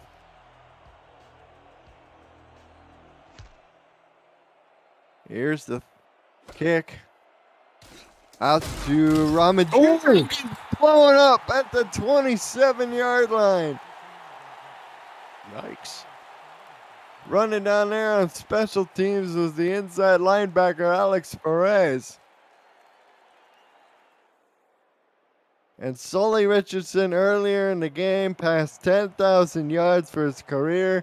That's good for 31st all time. Congratulations to Sully. And he'll give off to Johnson here up the middle, and Robert Johnson picks up about 7. Well, Sully and the rest of the team has their work cut out for him here, as suddenly the issue is back in doubt. Oh, and the Rick meter says we're going back to neutral on this thing. Whoa, did not see that one coming. Ethan Kai Earlier today, reached 500 career tackles.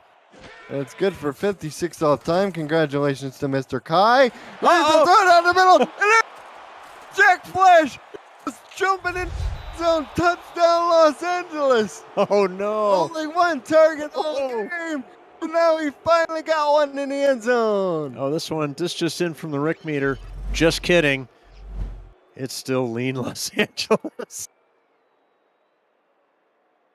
Oh my gosh, pretty as you please. He manages to hold on. He's got some flash to him, some speed as he manages to hold off the Hyena secondary on the foot race, Colin. They just let him go down the middle of the field. He was wide open.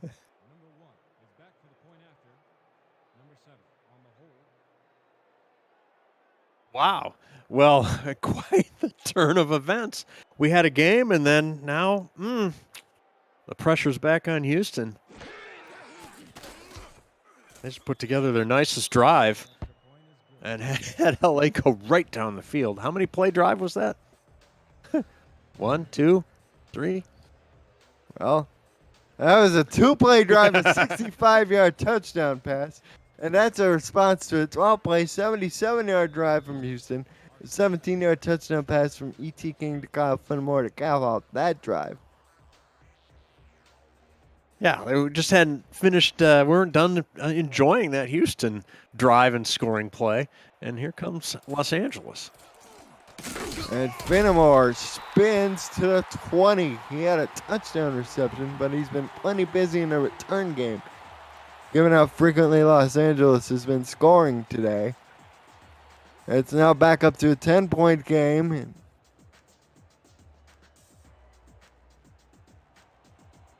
Let's see if Houston can continue to make things more interesting, as they have the ball with 8:10 left to go in this game. 1st and 10 on their 20.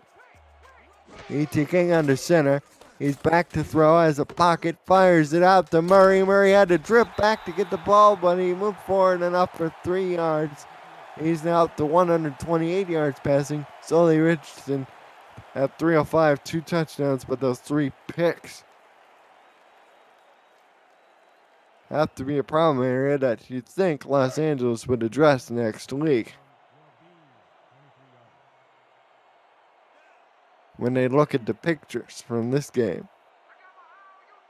4 wide receivers. Back to throws. King pumps down the middle of the field. Slit. Oh, it's caught. It's caught by Leroy Brown, and down he goes to the 41-yard line. Rochelle Colston saves what could have been a sure touchdown, as King fires his biggest completion of the day to Brown. And that was a reception of some 36 yards by Leroy Brown.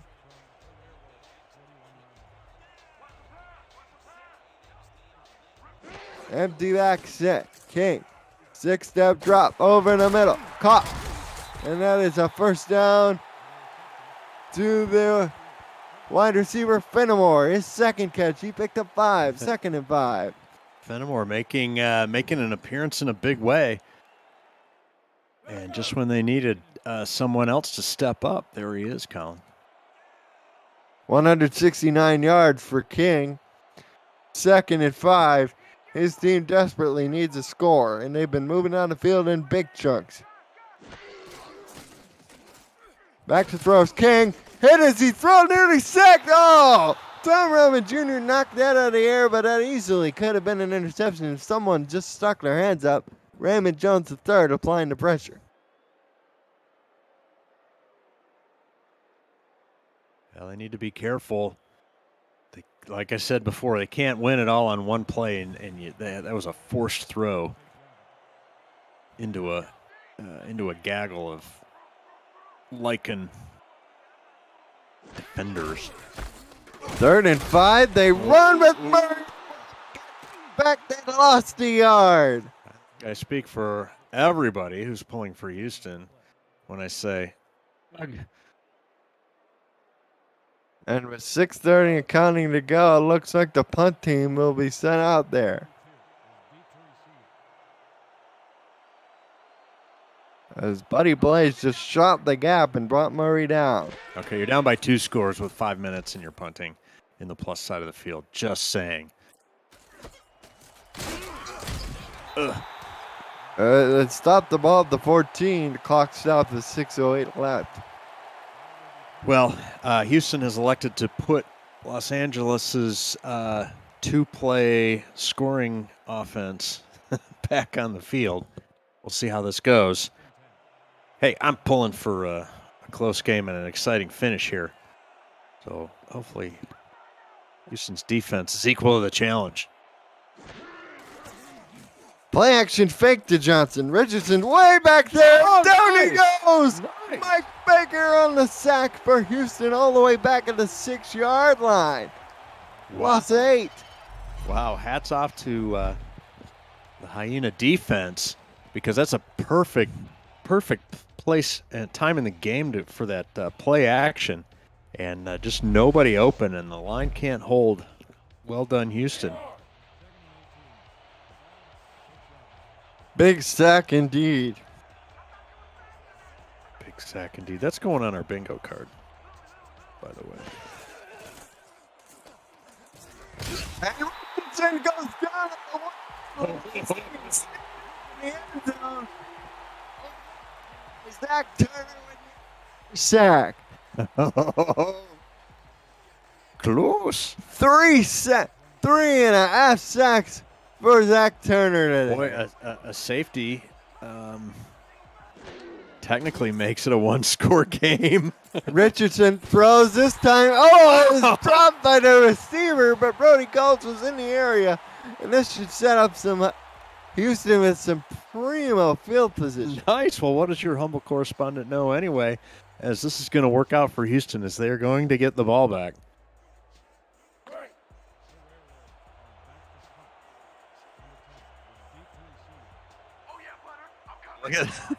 Not any room to kick this ball, Colin, if I'm the punter. It's Travis Warren out of his own end zone.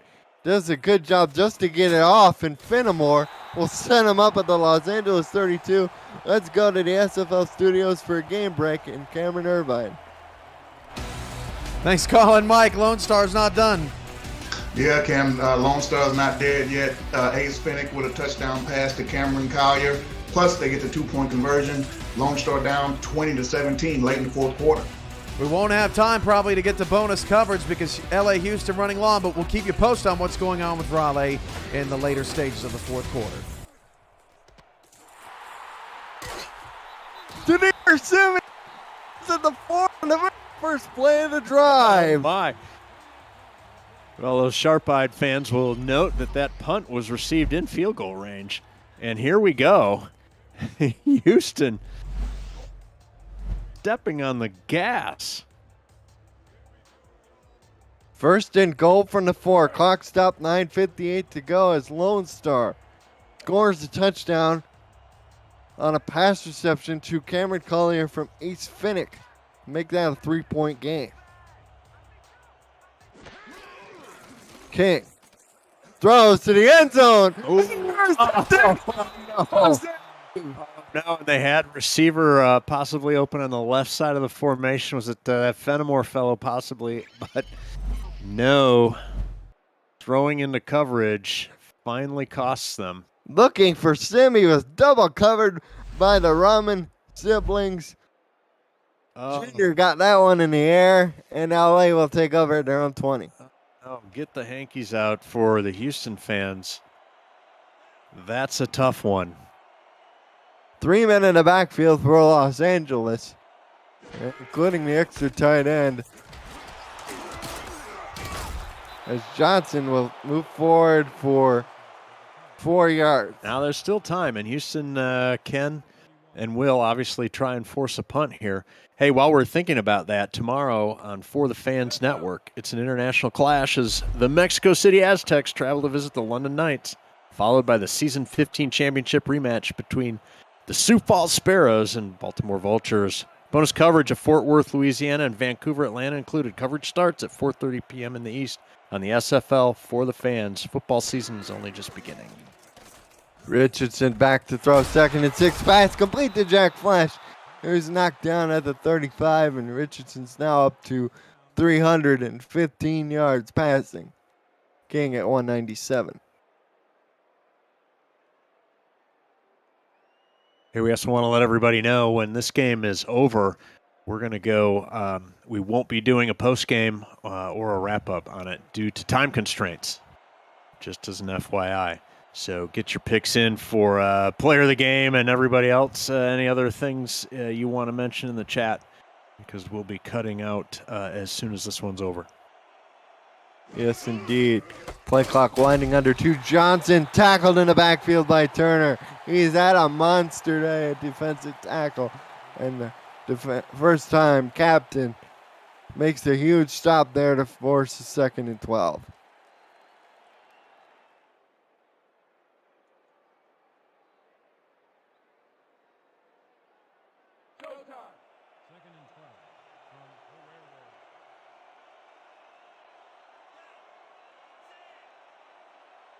Houston does have their full complement of timeouts, Colin. Richardson under center. Play clock runs down to 3. Johnson with the carry again. Gains yardage to the 38. That brings up 3rd and a spicy 7, Colin. Interesting fact for Houston, they've won 46 games at home, have lost only 16 times in 100 and their history as a franchise. That's a strong home record. So when Houston loses at home, it doesn't happen very often. Richardson fires it out, complete to Lee. 2 yards short of sticks, but he went out of bounds to stop the clock. Yeah, and actually looked like he bobbled the ball a little bit as he was going out of bounds, but they give him the possession. 4 receptions on 8 targets. He had 3 drops, but he's come in handy as of late, and Warren is out again to punt. As the Houston faithful say, we're not quite dead yet.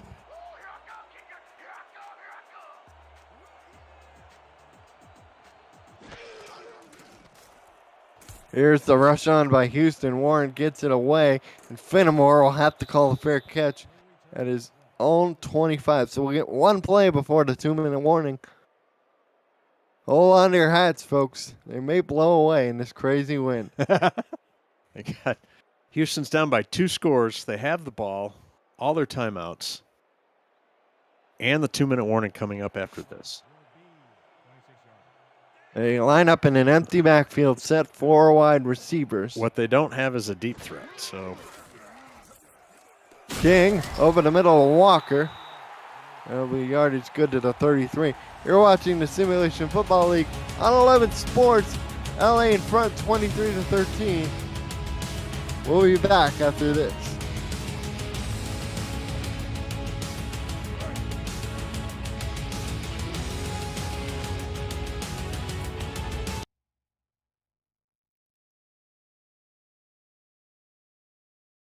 So close. That interception was a killer. Killer, I tell you.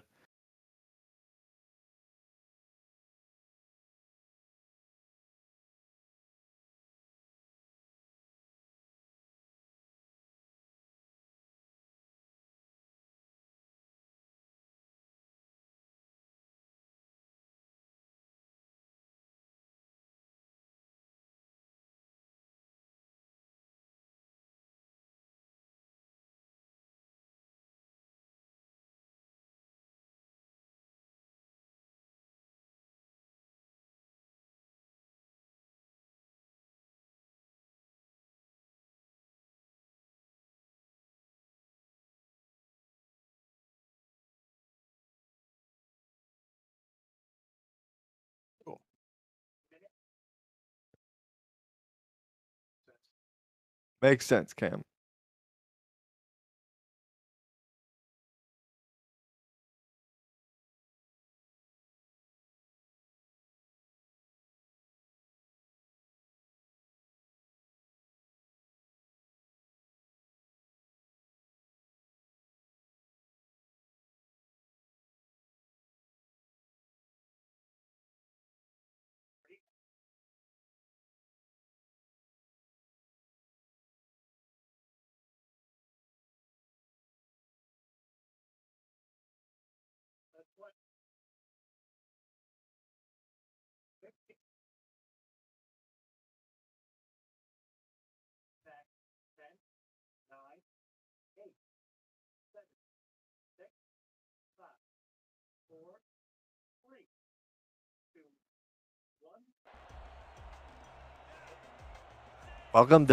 Back to Houston, Texas. It's the Hyenas trying to make things interesting late. They had the ball, 2nd and 2 on their own 33. E.T. King back to throw, pumps, goes on the slant route, caught by Walker. First down to the 46, and Houston calls their first timeout.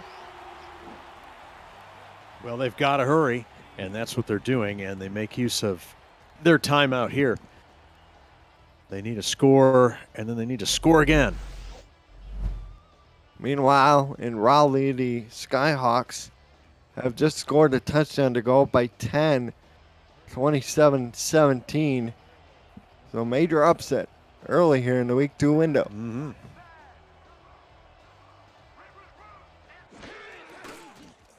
King back to throw. Hit as he throws into traffic. It's no.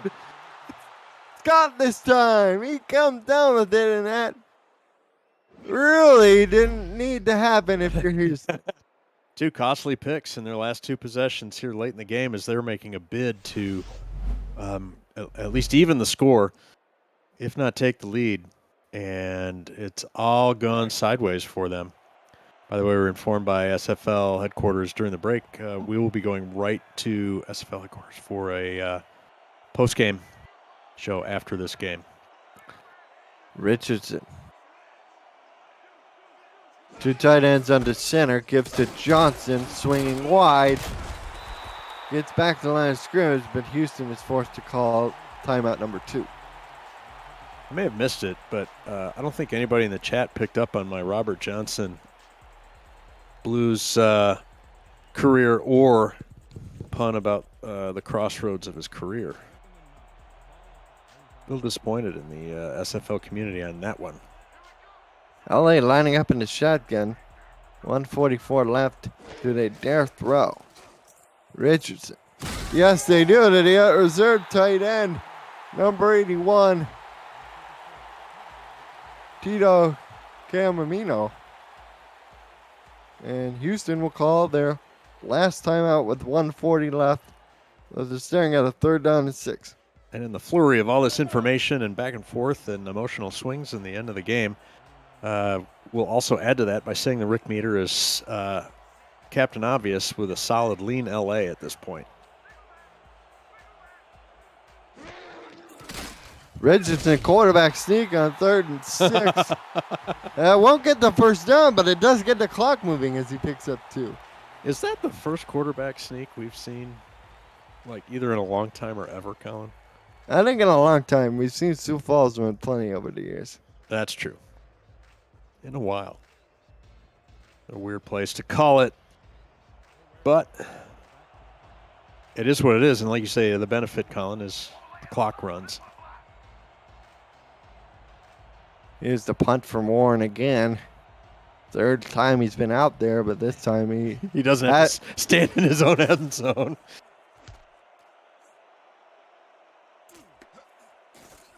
Kyle Finnemore will return this up to his 27 with 52 seconds left, no timeout. All right.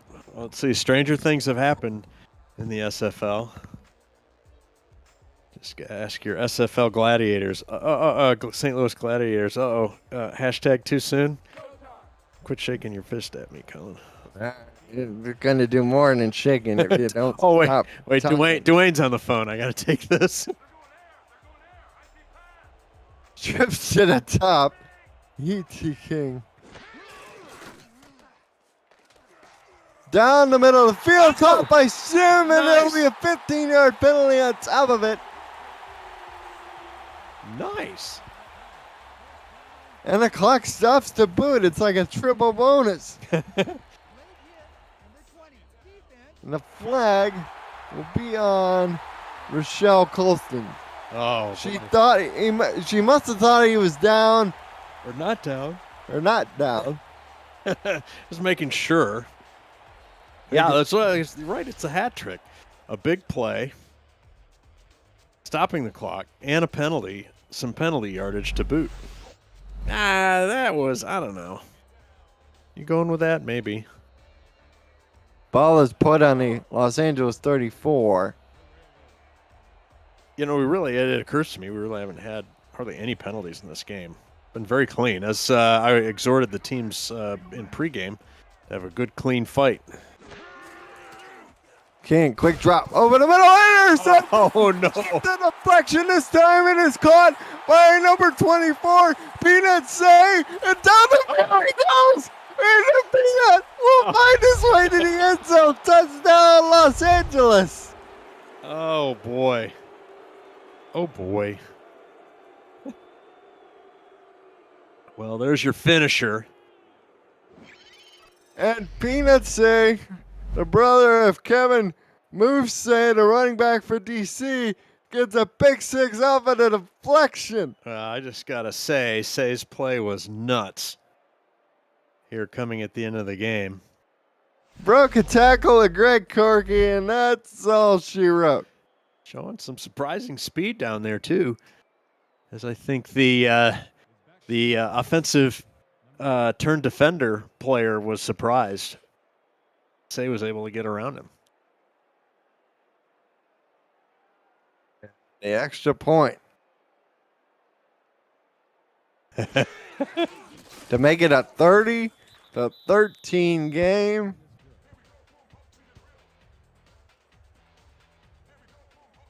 And if you're Houston, you're staring at 0-2 and you're wondering how you're going to climb out of this.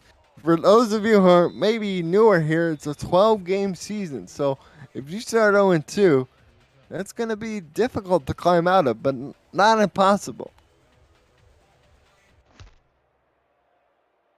Rob Ames with the kick away to Kyle Fenimore. Fenimore spins up the middle, gets down to the 22-29 seconds left. Well, for ETK, is one touchdown and 4 picks. And 22 of 36 passing for 260.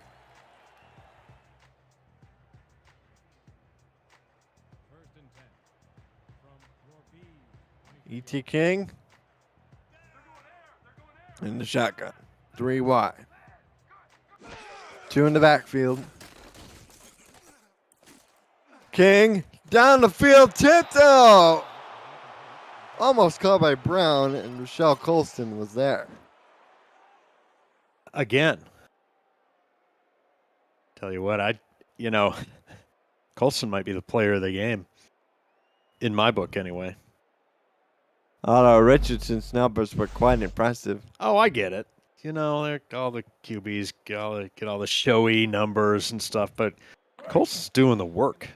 Pick, fumble, recovery, lots of breakups, pass breakups and whatnot. And given the business to who's the Houston receiver, she clubbed at the end of the play. She clubbed D.R. Sims. D.R. Sims, that's right. Cut made by Kyle Fenimore. Gets down to 42. Clock running. Everybody trying to get set. Will do. And they spike it with 9 seconds to go. Trying to get one more play in.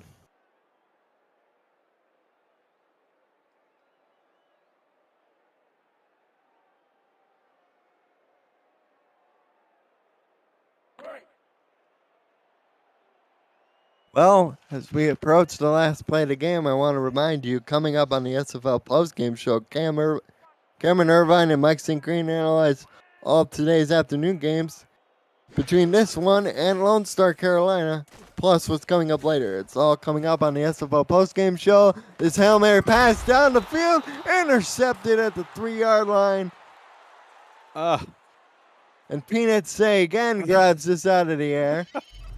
That's crazy. What's that? Third possession ending in a third straight possession ending in an interception, or is that 4? I've lost track. With apologies to the Houston faithful. I'll be surprised if they at least run it here. Just 2 seconds, all they need. We have the backups in. Nico Squirrel is in at quarterback, and he'll sneak it. He'll get tackled on the line of scrimmage, and that's the ball game. The final score, LA 30, Houston 13. As we take a look at the numbers, Rick, what stands out to you the most? Well, the 6 turnovers by Houston. We were amazed at LA's turnover, but Houston manages to outdo them.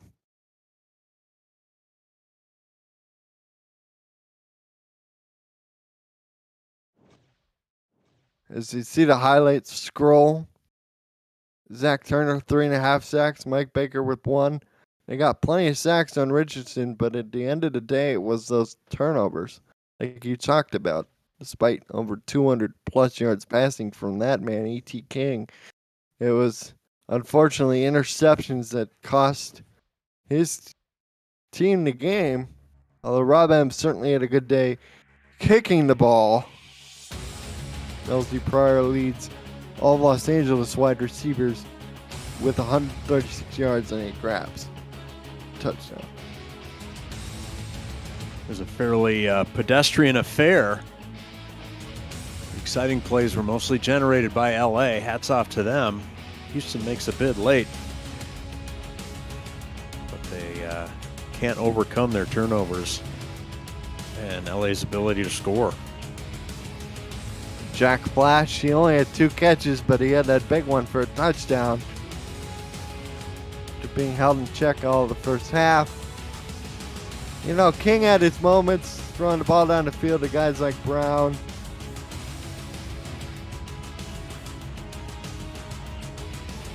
But ultimately, especially if it was this play, going to Sim in the end zone, and Yosef was right there to make the pick. Buddy Blaze finishes with double-digit tackles. With 11 solo tackles. Zach Turner with 8 tackles, including 7 tackles for loss. And, of course, the most spectacular play of the game, Peanuts Say, grabs it out of the air and then runs it back the other way.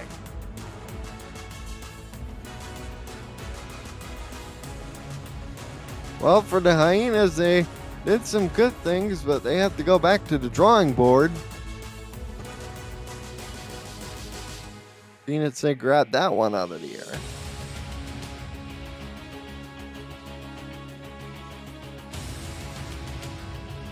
And there's your player of the game, LZ Pryor.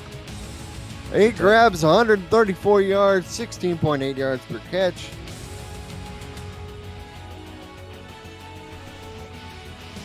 For those of us at the Simulation Football League, I'm Colin Northrup. He's Rick Northrup. Thanks to our statisticians James Troll and KT and David Harrell, Cameron Irvine, producer extraordinaire back at SFL headquarters. Post-game show happening now.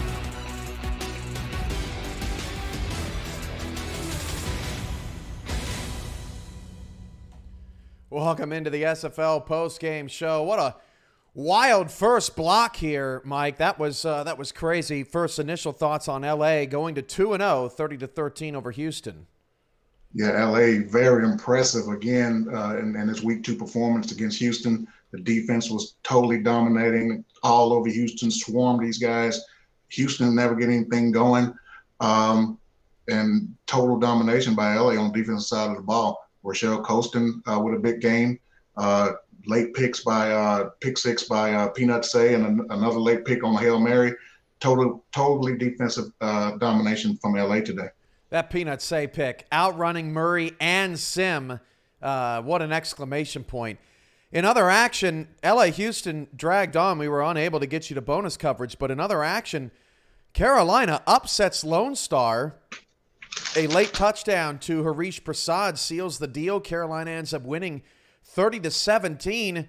I got to say, it's only week 2, Mike, but shocking given what we saw in week 1 out of both teams. Yeah, great bounce back performance from Carolina and Xander Gold as well. He had a couple of touchdown passes. Logan Jack had an effective day, and Lone Star could just never get anything going in this ball game. They just could never seem to get on track. Xander Gold, 24 of 28 in the game. You can't get much better than that, and they They did a number on Lone Star. Lone Star licks their wounds, goes to 1-1. Carolina 1-1 as well. We'll be right back. After the break, we'll preview the late afternoon, now early evening window as SFL action rolls on here on 11 Sports. We will be right back.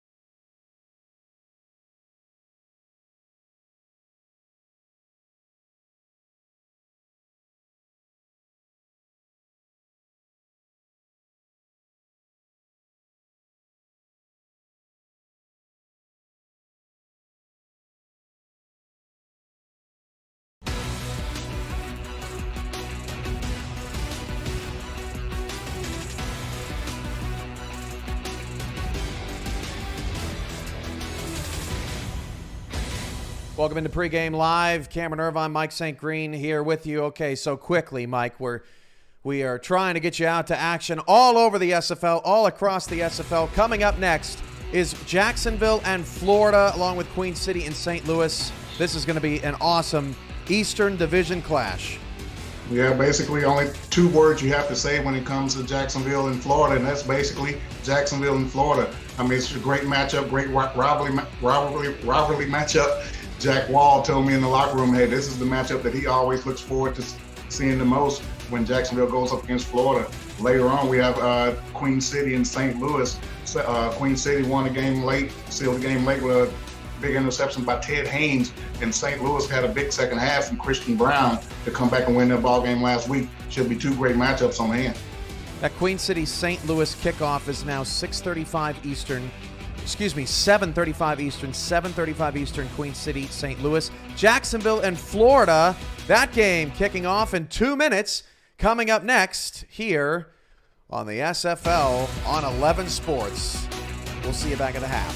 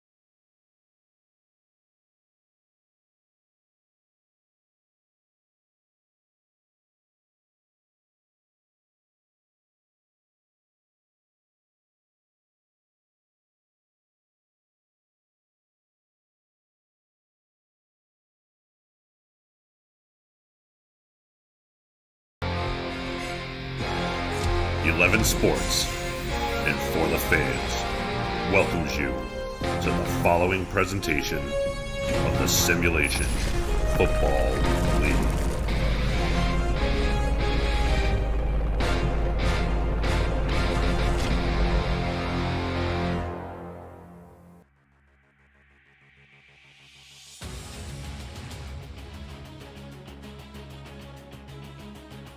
Plays host to the latest edition in one of the greatest rivalries in the Simulation Football League. It's the Sunshine State Showdown between the Jacksonville Kings and the Florida Storm. A combined 3 championships and 8 championship game appearances.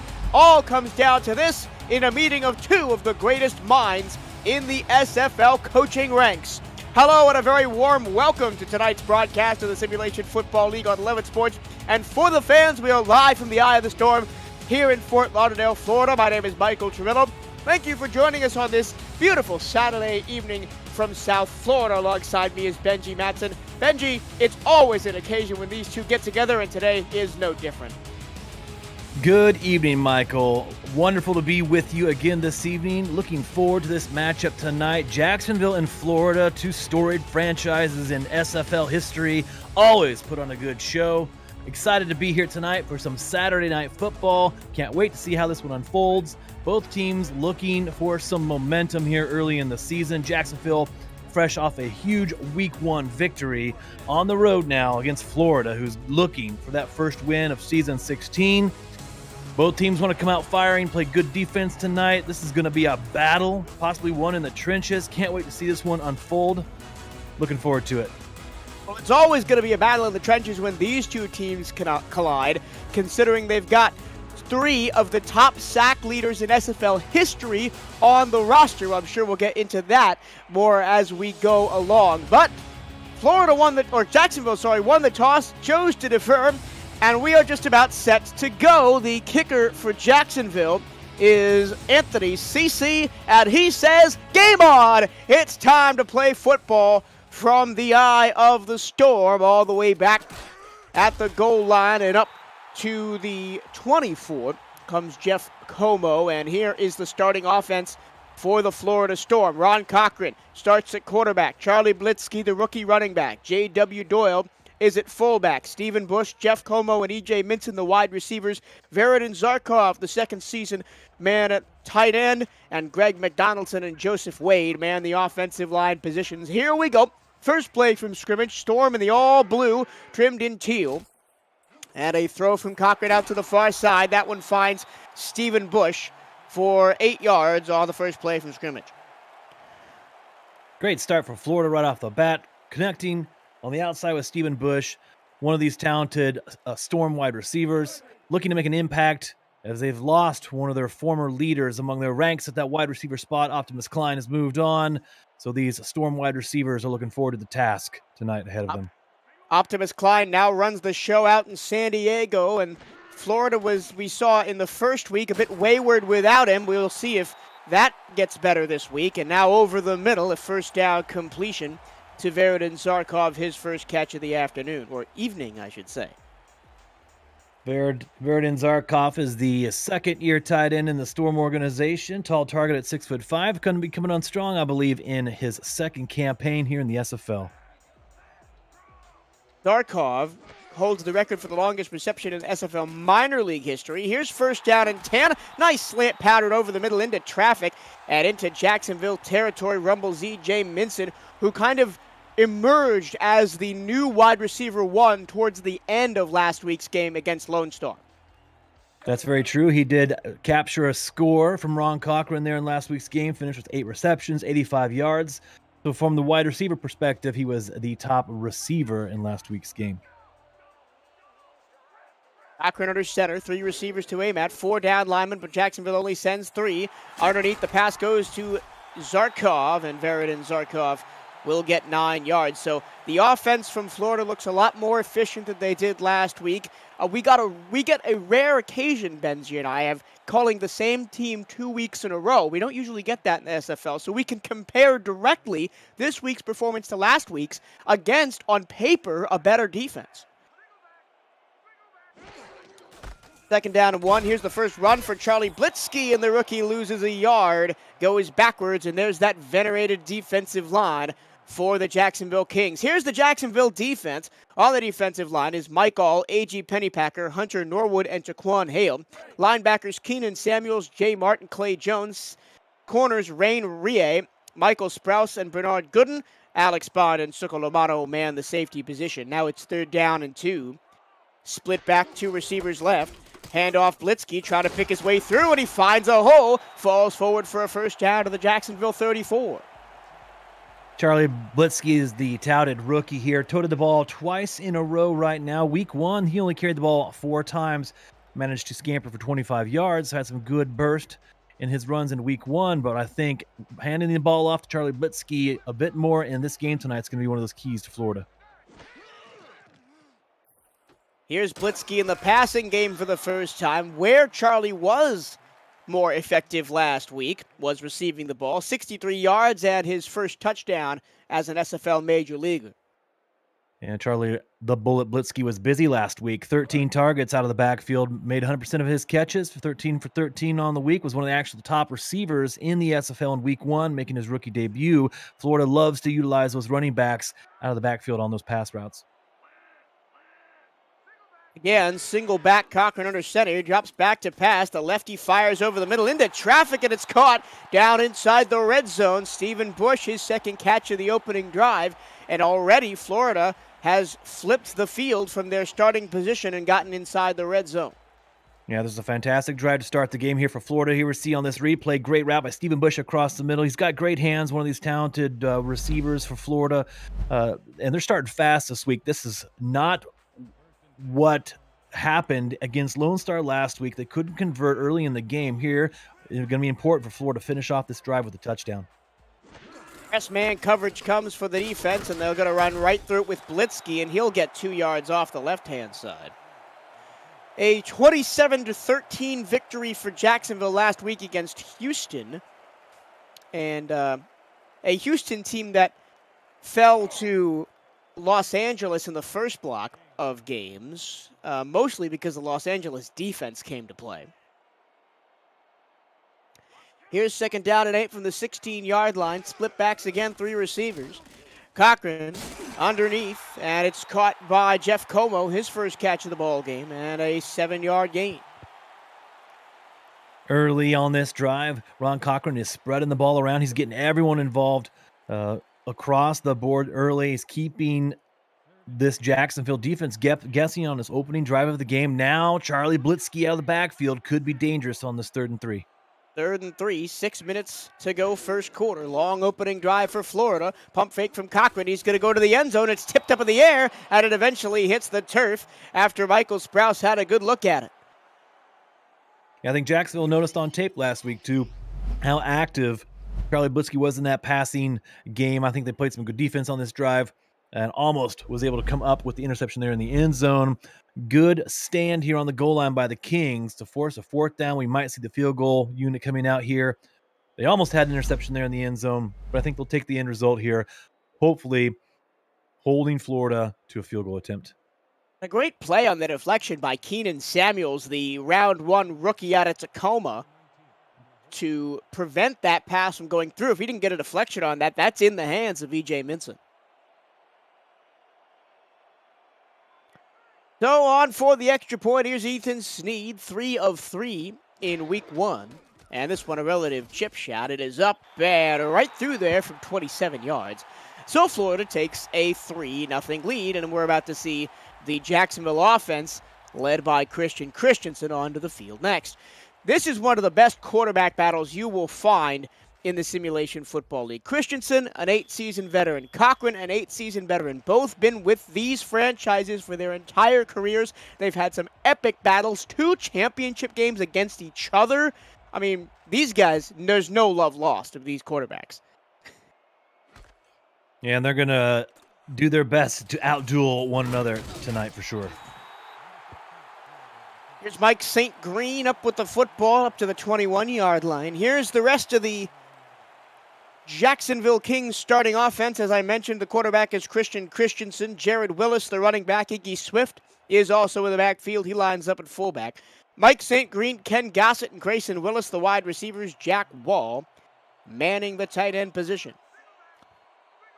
On 1st and 10, here's Christensen under center. 3 receivers to aim at. Only 3 down linemen, but a linebacker comes for Florida. Over the top of the defense, had her right into the hands of Grayson Willis, who had just shy of 900 yards a season ago. Aggressive play calling right off the bat here by the Kings, connecting with Grayson Willis. Had 5 receptions last week, 66 yards on the day. Jacksonville heavily featured that running game in their matchup against Houston last week. That's one of the keys when you're playing on the road in the SFL. You want to get your running game started. Jared Willis leading the league early with 250 yards on the ground in week 1, but Kings out of the gate are gunning on 1st down. Here's the handoff. Penalty flag flies. Not sure what that was for. Maybe a free play. That was Iggy Swift, the fullback, gets his first carry of the season. Didn't pick one up last week. And it looks like they're going to call a hold on Jacksonville, so it's going to back the Kings up. And Jared Willis, even though he didn't carry the ball that time, he is inches away from history. He could get to 50 career rushing touchdowns tonight if he picks up 3 of those. So now 2nd down and 20 after the penalty. All the way back at the 26-yard line, Christensen in the flat to Willis. He bowls over a defender and gets out of bounds after a gain of just 3 yards. And this as we mentioned, is a series long in the making. Their first meeting all the way back in season 10. That's 3 calendar years ago, and they've played 8 times since then. Florida leads at 5-4, and as I mentioned, 2 of Florida's 3 championship victories have come at the expense of this Jacksonville squad. Christensen on 2nd and 17 in the flat to Ken Gossett, his reliable receiver. He's also been here in Jacksonville 8 years, and he gets it back almost to the original line of scrimmage. Sets up a 3rd and long for Jacksonville on this drive. That holding penalty has set them back here. 3rd and long, Florida can expect to see a pass here out of Jacksonville. Can sit back maybe in a little bit of a deeper zone and try and prevent that first down, get this ball back.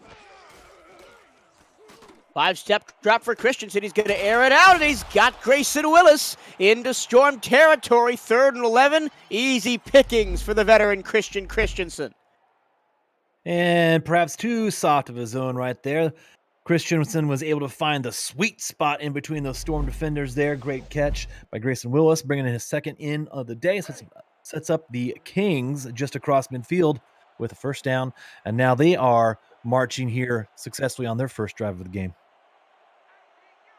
It was an impressive drive for Florida. Got all the way inside the 10, but was forced to kick a field goal. We're now seeing if Jacksonville can do one better.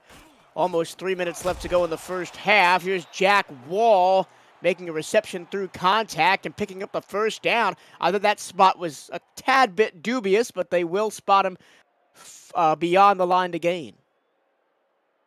And the Kings are coming out firing. They're choosing to throw the ball here early in this drive. Have not yet gotten Jared Willis involved on the ground. Into the flat this time to the far side. And that pass is caught by Mike St. Green, the 2nd season player. Only had 364 receiving yards in his first campaign with the Kings, but 4 touchdowns. Mike St. Green's a capable receiver. MSG, they call him out of Houston, Texas. He's there when you need him. He might have had 4 touchdowns last year, but you can be sure he'll improve on that total in season 16. 2nd down and 6 after the gain of 4. Christensen sidearms it over the middle into traffic, and it's almost picked off. In and out of the hands of safety Ryan Tobin. I'll take this opportunity to run you through the Florida Storm defense. On the defensive line, it's Deontay Stoneville, Alessandro Tomaello, and the dangerous Alex Dominguez. Eric Hammer and Maverick Hughes are the linebackers. Ryan Davidson, Adam Jones, and Evan Carroll, the corners. Ryan Tobin and Andrew Francis are the safeties. Now 3rd down and 6. Can Jacksonville convert on 3rd and long again? Yes, they can, and it's that same slant play over the middle. This time it's St. Green on the receiving end. Well, it's an effective play, picks up the first down for Jacksonville. This drive is continuing to march on now. Approaching 10 plays on this drive. Florida, 12 plays on their opening salvo. So both these teams are having some success early. Both defenses are kind of just playing a little bit of a waiting game, trying to see what the other team's coming out in here early. He goes for the end zone. He's got the end zone. Touchdown, Jacksonville. Grayson Willis on a late curl. Easy money for Jacksonville, and they've got the lead. Yeah, great connection. CC Christensen finds his main man there. Finds his main man, Grayson Willis, in the end zone there for the touchdown. That was an easy throw and catch. A nice pitch on the gridiron by Jacksonville there to finish off that drive. That was a fantastic drive on the road here against one of their bitter rivals in Florida. Only 2 touchdowns receiving for Grayson Willis a season ago, but almost 1,000 yards. Ken Gossett was mostly on the receiving end in the sharp end of things. That was a kind of a lazy snap and hold, but it does go through for Anthony Cece. So it's 7-3 with 2 minutes to go in the first. To finish my point, Ken Gossett, 8 touchdowns, 962 yards. Grayson Willis, 890 yards, but only 2 touchdowns. But also, Grayson Willis, a phenomenal 13.2 yards per reception in season 15. Away we go again from 4 yards deep in the end zone, bringing it out up to the 21-yard line. And that is where the Florida Storm will take over for their second series of the day. Well, the Florida defense won them a couple of championships in seasons gone by, but it was not at the races last week against Lone Star as they were demolished for 45 points, most in a single game in Florida history. That's not the kind of history you want to be making. Here's Cochran, 1st and 10 from the 21. Floats it to the far sideline. Nobody covering Stephen Bush. Easy pitch and catch for 11 yards and a first down. Very similar play to the very first one of the game for Florida, where they were able to catch Stephen Bush out on that out route on the outside. Florida picks up a great gain on that first down. Now they're in a here we see Jacksonville actually challenging. They don't think Stephen Bush got his feet down for that reception. We get our first look at owner and head coach Frank Gooden. This is, in my humble opinion, the best matchup of strategists we have in the SFL. Between Max Paul for Florida and Frank Gooden of Jacksonville, two pioneers of SFL strategy, back in seasons, 9 to 13, kind of pioneered the defensive line strategy that won, as I said, Florida 3 championships, took Jacksonville to 2 finals. The sort of revitalized the kind of run and shoot of earlier SFL seasons. Minneapolis is kind of big throwing offense comes to mind. And if you SFL historians out there. Here's 1st and 10 from the 32-yard line. Handoff, Blitzky wrapped up and dropped for a loss of 1. Nice job there on the defensive penetration. Getting back to the football was Jones, and it'll be 2nd down at 11. And back to your point, Michael, talking about these two strategists, these two teams, excellent perennial powerhouses in the SFL, and now they're going to be duking it out twice this season, striving for that Atlantic Division title. Yeah, because they're in the same division. First time we've had divisions in a long time. Handoff middle. That's J.W. Doyle, the fullback. And he'll get a couple of yards. It'll be 3rd down and 7. We saw on the Jacksonville opening drive, Christensen and company completed 2 3rd down and longs. Now let's see if Florida is up to the task.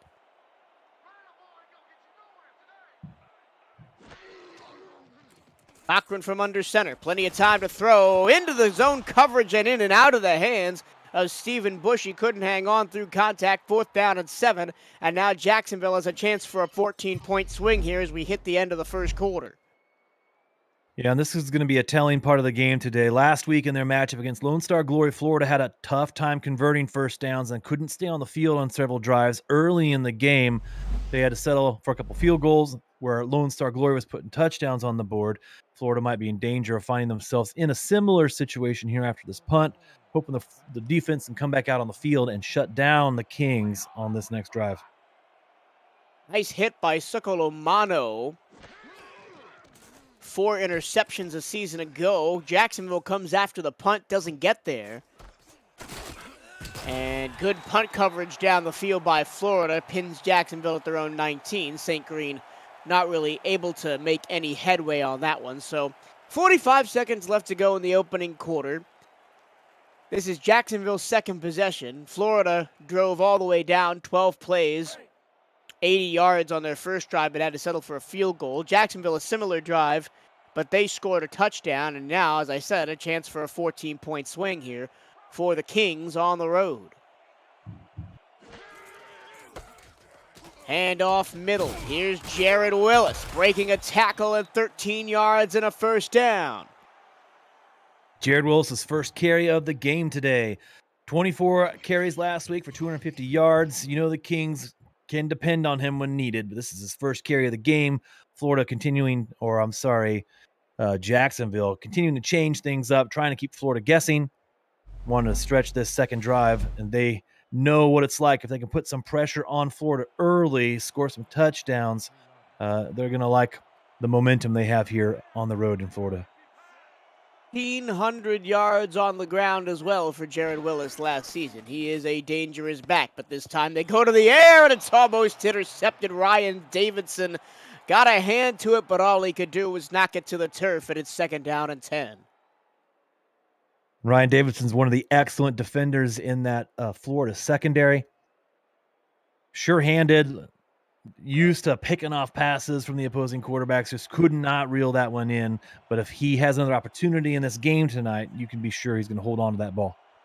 Leads all corners on this team in passes defended last season. Did Ryan Davidson. Now a handoff to the fullback. Oh, no, that's Jared Willis up the middle. He'll get 5, 3rd down and 5. 3, 2, 1. That's the end of the first quarter. Jacksonville out to an early lead on the road. Can Florida come back? Find out next. This is the Simulation Football League on 11 Sports. And for the fans, stay with us.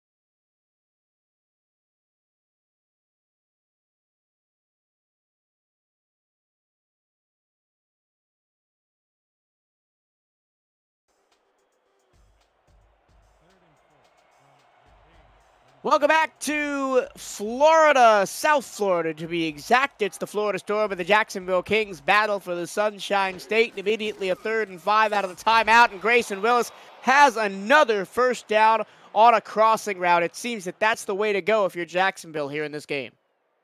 Yeah, that's a great play. That's not even a scripted play call there. That's just CC talking to his men on the outside. We're gonna do that dippity do right there. They probably have a more technical name for that one right there. They knew exactly where they needed to go to move the chains on that one. Great connection we see there. Christensen and his receiver. So Jacksonville gets a fresh set of downs at the 44-yard line. Getting started in the second quarter. Jacksonville up 7-3. Christensen evades a rush, but Jared Willis cannot evade the big linebacker coming right at his face, and he'll lose 2 yards, and it's 2nd and 12. Maverick Hughes was the tackler on that play. Touted rookie for the Florida Storm. A lot expected of him this season as he joins his running mate, Eric Hammer, there in that linebacker spot for the Storm. Second round selection out of Memphis. Here's a design swing pass to Willis. He gets 1-by-1 tackler and then is bumped out of bounds by Davidson. 3rd down and 7. Jacksonville completed 2 3rd down and 5+ plays on their opening drive to get a touchdown. They're going to have to pull more rabbits out of their hat here. Both of those 3rd down plays, by the way, went to Grayson Willis, who's been the big receiver so far for Jacksonville. 3rd down and 7. Christensen under center. Bunch formation right, single left. He's going to run the play action fake. He throws it to the far side, but he throws it behind Jack Wall, who can't turn upfield, and it's going to be 4th down. Yeah, CC took the big drop back there. Didn't see what he liked downfield. Was going for one of his out routes there. And just couldn't quite make that one a successful gain there. They're going to have to punt the ball away. This is what the Storm needs at this point in the game.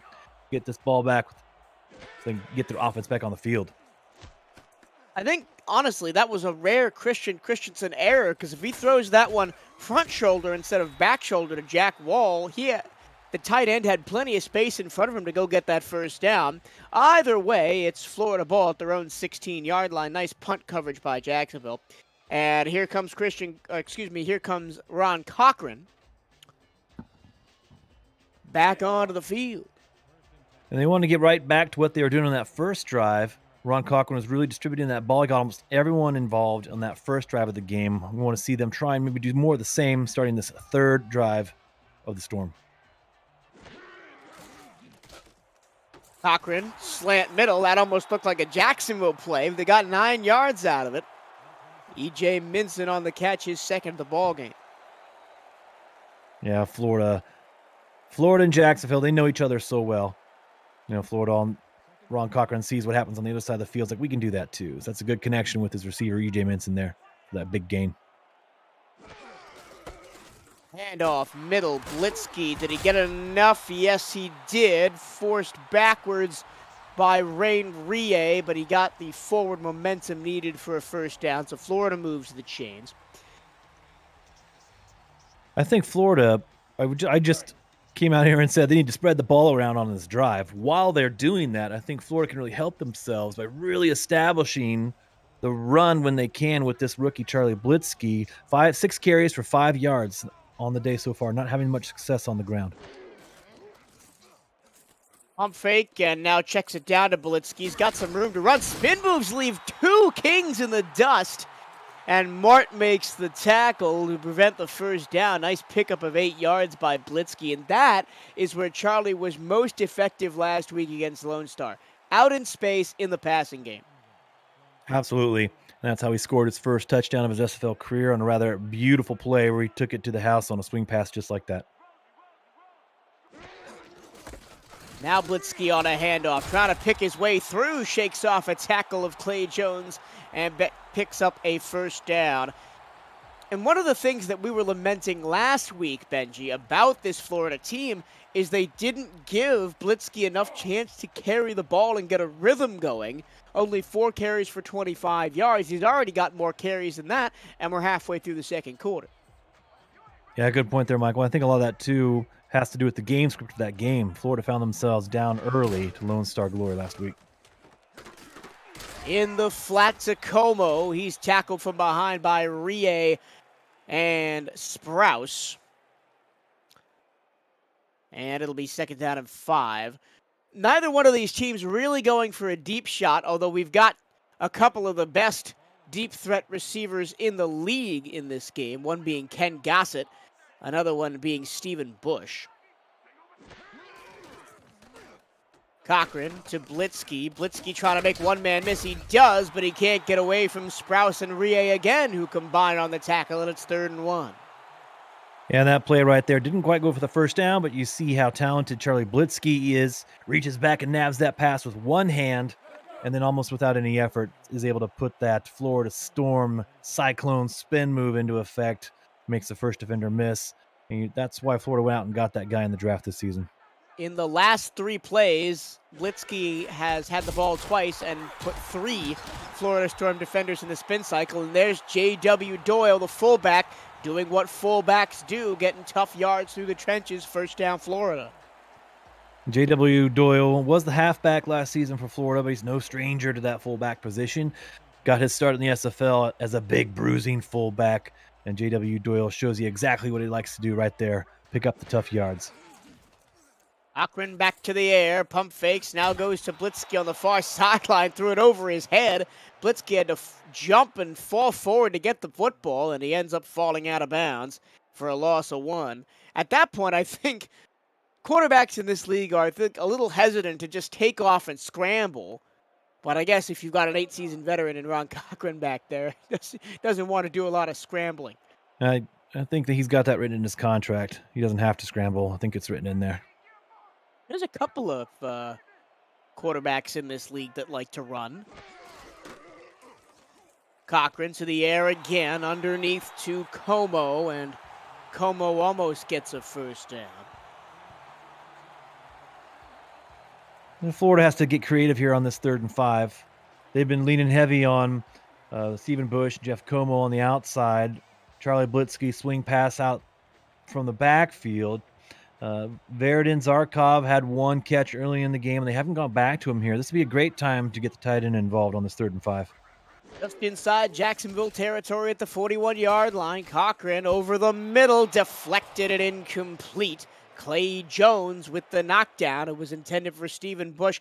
And that's the first time we've seen either team try and take the top off the defense. Yeah, both teams, I think, both offenses, both quarterbacks still feeling each other out. They know second game of the season, maybe they're both kind of playing a little timid. CC threw a couple interceptions last week. Ron Cochran did as well. Neither team wants this game to get away from them early on, still in the first half of this game. And now Jacksonville's going to get another chance to double their lead before the break, as out to punt is Marcus Agrippa from the 45-yard line. Fair catch called for and taken by St. Green. Had to lean backwards a little bit to get that one, but he gets it at the 13-yard line. Great punt by Marcus Agrippa. We don't talk much about the punters in the SFL. We have a few of them. Marcus is a seasoned veteran, 3rd season for Florida Storm. He already has 2 punts on the day inside the 20-yard line.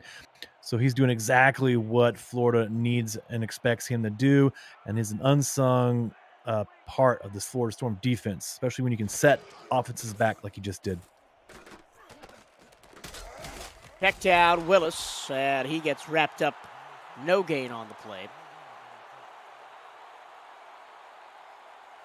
Numbers appear pretty even there on the screen so far in the game. Both quarterbacks just a little bit over 100 yards. The game still, I'm not quite sure the game settled into a flow yet. I think both quarterbacks are coming to the line, seeing what the other team's giving them. They're just kind of settling in. They know this is going to be a long, drawn-out battle. Hecked off. Willis again can't get through the levee of big bodies in the middle. And slow starts are no stranger to the Florida Storm. They've only missed the playoffs once in team history, and then they started 1-2. But two times they did make the playoffs. They started 0-3 in last season, and now 0-1 this season. So it's usually a slow start, but the Storm builds and builds, as it were, and eventually becomes a Category 5 hurricane, wrecking all in its way come playoff time. And that's a sign of a great organization, a good coach there. Alessandro Tomiello on the big stop there forces the Jacksonville punt. So great play by that Florida defensive line up front. We haven't talked about them much this game, and we did the Florida Storm game last week. We didn't talk about that D-line very much, but there they make a big play, force the punt. It's exactly what the Storm needs. First 3 and out by either team in the ball game, and it's going to be decent field position for Florida up by the 50-yard line. Andy Hamilton in our game day chat at twitch.tv/FTFnext is saying there's a couple of backs in this league that like to run, kind of John at Madden-esque. I said there's a couple of quarterbacks in this league that like to run. Julian Tyree of Sioux Falls comes to mind. Sabaz Synergy has come out of retirement to take over quarterbacking duties for the DC Dragons. He's a running quarterback as well. Into the flat for Blitzky. Blitzky had a little bit of trouble getting his feet under him, and he's run down by Clay Jones, and it'll be a loss of 2. Looks like Jacksonville's kind of queuing in on that on that play there. Pass. Yeah. Even if Charlie Blitzky's the primary receiver in that pattern, Ron Cochran needs to be just a little bit more patient. Got to give him time to get out there so he can do more damage when he catches the ball, hopefully in stride. Second down, 12. Cochran. Here's Blitzky again, and he is tackled again, this time for only a gain of 1. Third down, 11 coming up, but first we have a game break. Here's Cameron Irvine at SFL Studios. Mike, St. Louis on the board first.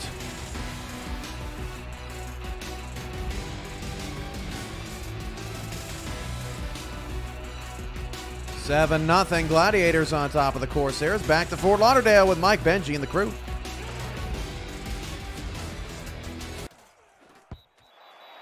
Well, I thought I was going to have a big play to call there, but Rod Cocker threw the ball over everything. Good to see St. Louis doing well early on in that game with Queen City, as they are up 7-0. And both teams trading 3 and outs here, getting to the end of the first half. It's been a very quick moving game here, as both teams have been playing kind of safe on offense. A lot of runs, a lot of underneath passes that keep the clock moving.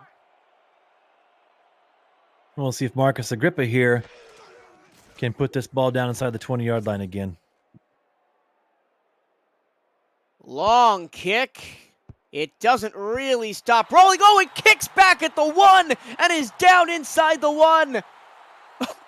Oh, that is my lesson to never doubt Marcus Agrippa. What a punt.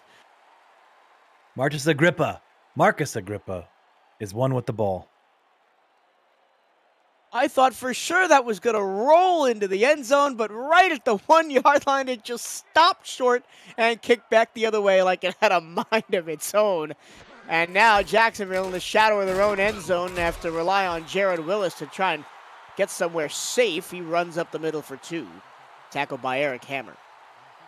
And not is that just a great defensive play by Florida, but now full complement of timeouts, 2-minute warnings. They could get this ball back and go for some points at the end of this half. Jacksonville backed up to their own goal line. Let's see what happens next after the break. This is the Simulation Football League on 11 Sports and For the Fans.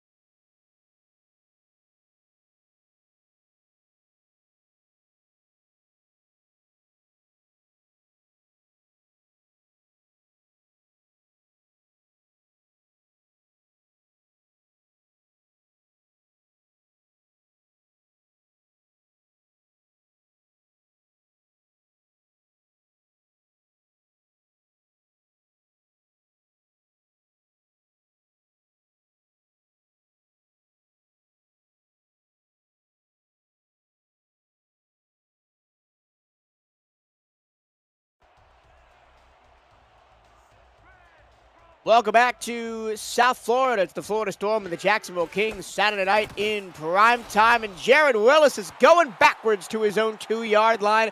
Nice tackle there made by Alfredo Macere, the backup linebacker. We mentioned before that these two teams have played in the finals twice. Both times Florida's gotten the better of their Sunshine State counterparts. 3rd down and 9 here. It's going to be miracle work time for Jared Willis, and he doesn't get the job done. I believe a timeout here would be a great thing to call if I were on the Florida side of the field. Yeah, this well, clock they're run gonna here. get fantastic field position, but they're not gonna have that much time left. They're gonna have under a minute, but Howard McCoy has his heels on the back of the end zone. But they're gonna wait all the time in the world to snap this football. 5 seconds to play. The snap comes with 3 seconds to play. McCoy gets the punt off. Where will it land? It's going to land up by the 40-yard line. So it's going to be good field position for Florida. 46 seconds left to go. We've got a game break. Here's Cameron Irvine in SFL Studios. Mike, Caswell uncorks one here.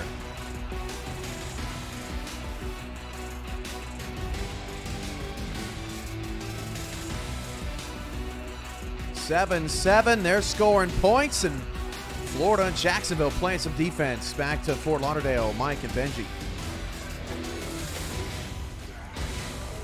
Cochran to Blitzky, gets a block, gets around the edge, can't get out of bounds, and Florida calls their first timeout. Looks like A.J. Caswell's trying to show his fellow veterans how it's done. Big over-the-top throw. We've been asking for one of those all first half. Haven't gotten one yet. And now's the perfect time to unleash one of those, too. If you're Ron Cochran, you don't have enough timeouts to play the swing pass game here at the end of this half. Too far to go. You're just under the 35-yard line. Yes, they're in field goal range. You got a great opportunity here with 2 timeouts. Be aggressive. Try and put a touchdown on the board. Doesn't look like they're going to do that here with only 2 wideouts. They're going to go Blitzky again. He breaks a tackle, then gets dragged down to the 30. Here comes up tempo. They're going to save their 2 timeouts. But this is not a formation where I would want to go up tempo and with only 2 wideouts. Here is Doyle, but Doyle has room to run. He breaks a tackle. He breaks 2 tackles and gets out of bounds. Rumble, fullback, rumble down to the 18-yard line. J.W. Doyle makes the most of his opportunity there. It didn't look like he was going to be making much of a positive gain on that play, but sure enough, dismisses a few Kings there on that play. Gets the first down out of bounds. Florida still has life here with a few plays left to go at the end of this half. Goodbye, Michael Sprouse. Goodbye, Rain Rie. The Doyle train is going downfield, and there's not much that can stop me now.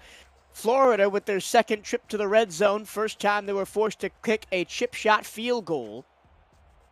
And let's see what the plan is here with 20 seconds left and 2 timeouts, but they're going to get a free play. Cochran is going to be run down. He just throws the ball away, but it only wastes 1 second, and they get 5 yards out of it, so no harm, no foul on the Florida side.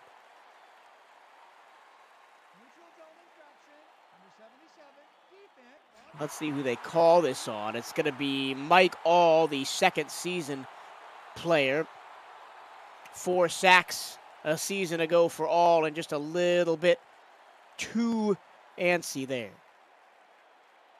Yeah, Michael's a good counterpart to Hunter Norwood, Taquan Hale, and A.G. Pennypacker there on that defensive line. That's a great defensive line.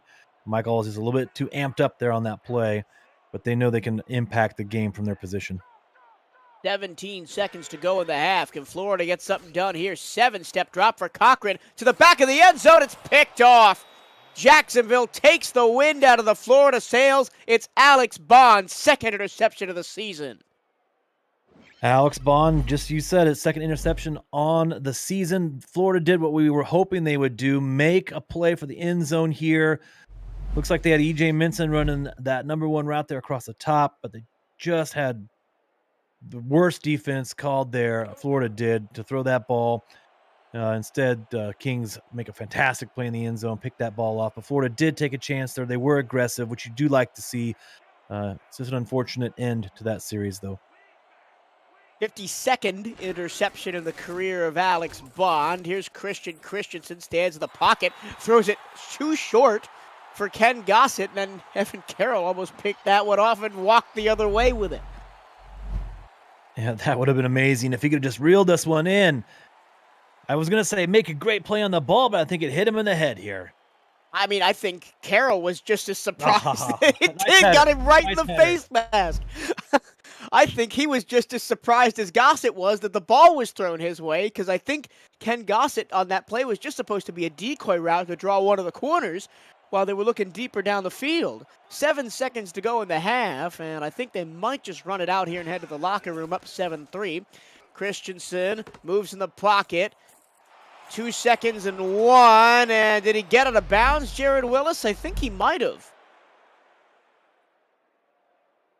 And that's veteran work by Christensen to avoid the rush, find the open man. But now it's just did Willis get out of bounds before the clock stopped?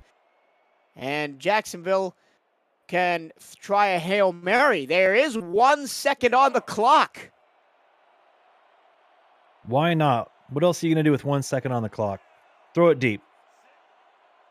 Now, they're not in Hail Mary formation, but there are 4 receivers. Press man with 4 down linemen for Florida. They send all 4. Christensen middle, and it's knocked away by Ivy Lurkin. And that brings the first half to a close. Well, not the fireworks we anticipated, Benji. 7-3 Jacksonville. 2 of the top offenses in SFL history going at it, but it's the defenses winning the day at the moment. Absolutely. The game started off quickly. Florida and Jacksonville both had 2 fantastic drives to open the game. That's been the only scoring of the first half. Field goal by Florida, touchdown by Jacksonville, and it's been punt city here in the first half of this Atlantic Division rivalry. These 2 teams are always play each other closely. These are always heated contests, and this is just typical of what we see in Florida and Jacksonville. Not very many points being scored, but there's a lot of action on the field. We are seeing strong play across the board from both teams today. The quarterbacks are throwing the ball well. Yes, Ron Cochran had that interception in the end zone, but he was doing what he needed to do at that time, making that aggressive play there towards the end zone. So both teams have been kind of feeling each other out. Just the second game of the season, but this is an important one for both teams. It is the first matchup of the Atlantic Division for these 2 teams. It's going to be so important to win these division games this year in the SFL. I'm not quite sure what we'll see in the second half, but both coaches are at halftime right now making adjustments, getting their teams ready to come out. It's going to be another well-played second half. Who knows what's going to happen, but it's going to come down to the wire. Second half is coming up next, but first, it's the SFL halftime show on the other side of this commercial break, where Cameron Irvine and Mike St. Green break down the first half and give you all the SFL news that's fit to print. We'll be back after the break.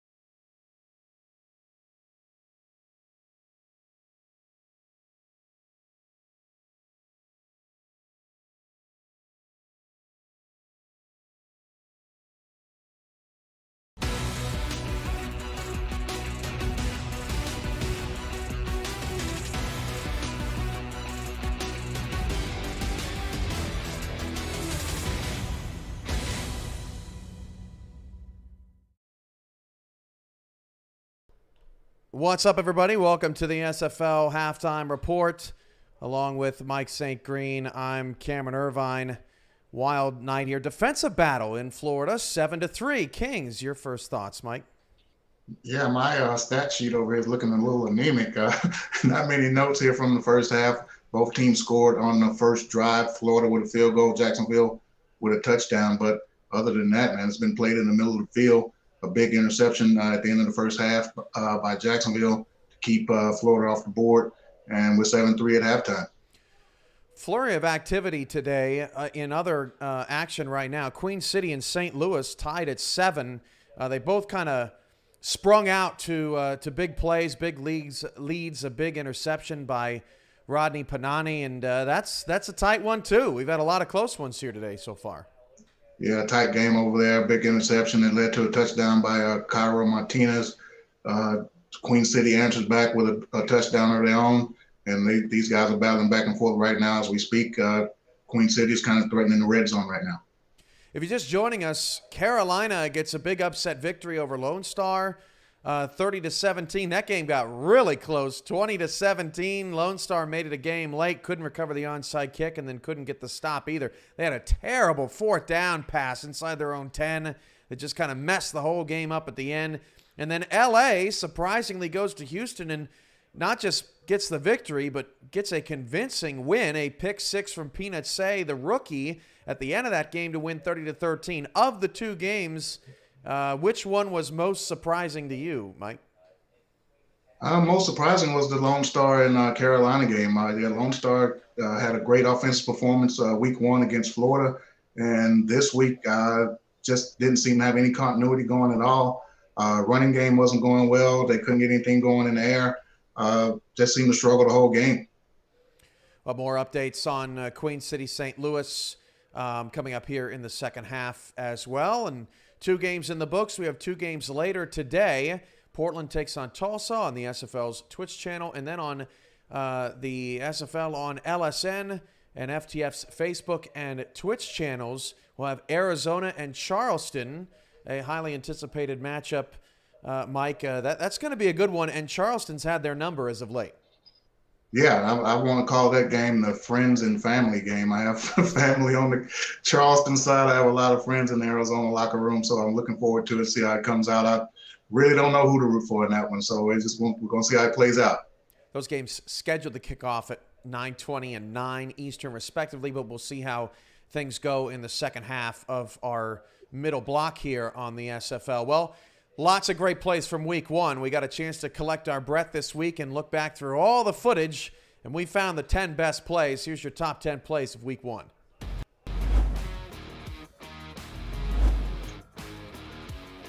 Trips to the bottom of your screen. One back in the backfield at Streeter. Play action pass to him. He fires to the top. One-handed catch is caught for the touchdown by B.E. Robo. And Louisiana gets the score that they needed. Yeah, and that was wide open. That was really wide open on the far sideline. The corner and the linebacker right there just not going. And will they snap the ball? 4th and 1, 3 in the backfield. They will. Hart left side. He's going to get taken down. Denver gets the turnover on downs back near midfield, and a big stop on defense to give Josh Miller the ball with great field position. And what an amazing play by the linebackers. They're getting into the backfield, getting off of his block. That was Marlon Marshall. Just an amazing play to get that 4th down stop, and bold call by Sioux Falls. They're taking some risk today. They went with that QB sneak that didn't work. They go for it on 4th and 1, but an amazing play by Denver defense to get that stop. Split backs for Swarm. Get to Hollywood one more time. Fights through traffic. Spins off of it. There goes BDG Hollywood. 30, 20, 10, 5. Touchdown. He explodes like lightning into the end zone. And I'll be accepting gratuitous compliments from Mark Chisholm on that one. As I'll take credit for mentioning how he had been bottled up. That big run. And that's what I said. He's one of their primary weapons. You can see what he can do. Break tackles, and then he shifts into overdrive. We'll see if they can stop him here on 2nd down. 2nd and goal. Goal line look here out of San Diego. Richardson wants to throw against it, fires, oh, and it's caught! Oh, how did Jack Flash do that? Jack Flash, you are incredible! What a completion! I'm at a loss for words right now. How? Let's watch the replay here. I that looked like it was going to be a sure interception just off the hands of Ron Hoff, and it finds its way into the hands of Jack Flash for another highlight reel catch, but this time it goes for 6 and gives the Lycans the lead. That looked like it hit him in the thigh there, Gerald. I mean, that is incredible. That's the type of play you tell your family about who had. It's gone in the third quarter, all tied at 10. Colin Pearson, his first game in the SFL. Quick drop. Bombs it down the left sideline, has him, and it's caught by John Blades. Blades is behind the defense. Only one man can stop him, and he will take it to the house. A 79-yard touchdown link-up from Colin Pierce to the veteran John Blades. Vegas takes the lead. Tim, I told you this kid has an absolute cannon. Look at him uncork this ball and let loose. These are the kind of plays that he's absolutely able to make there. A bit of a sluggo route there by Blades there to the corner, and just the arm strength to get it out there. We've seen a lot of passes in this game, Tim, that have been too short there on those corner routes. Finally, we get one that's right on target. It's by the kid, the rookie, Colin Pierce.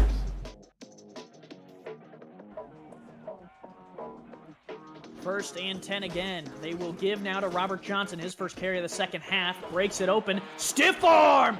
Johnson to the goal line! Oh, give it to him! Touchdown, Robert Johnson! Electrifying run for the Lycans!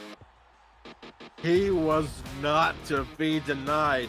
A stiff arm and then running through tacklers. As you see right here coming on the swing here. Great blocking there on the outside. The stiff arms, Ray Lenurl. Welcome to the SFL. Sluggish in their previous 8 games, and one of the biggest reasons why they went out and signed the up-and-coming tight end TJ Punk. You've seen a lot from him so far today. Oh wow! Pick it up, and it's picked up. He's going to the end zone. Rumble into the end zone. Touchdown, Scorpions! Wow! We've seen everything. Everything is in this game. Seen it all. The reserve tackle special teamer Blake Horn picks the ball up and rumbles his way to the end zone. Eric, we got a big man touchdown.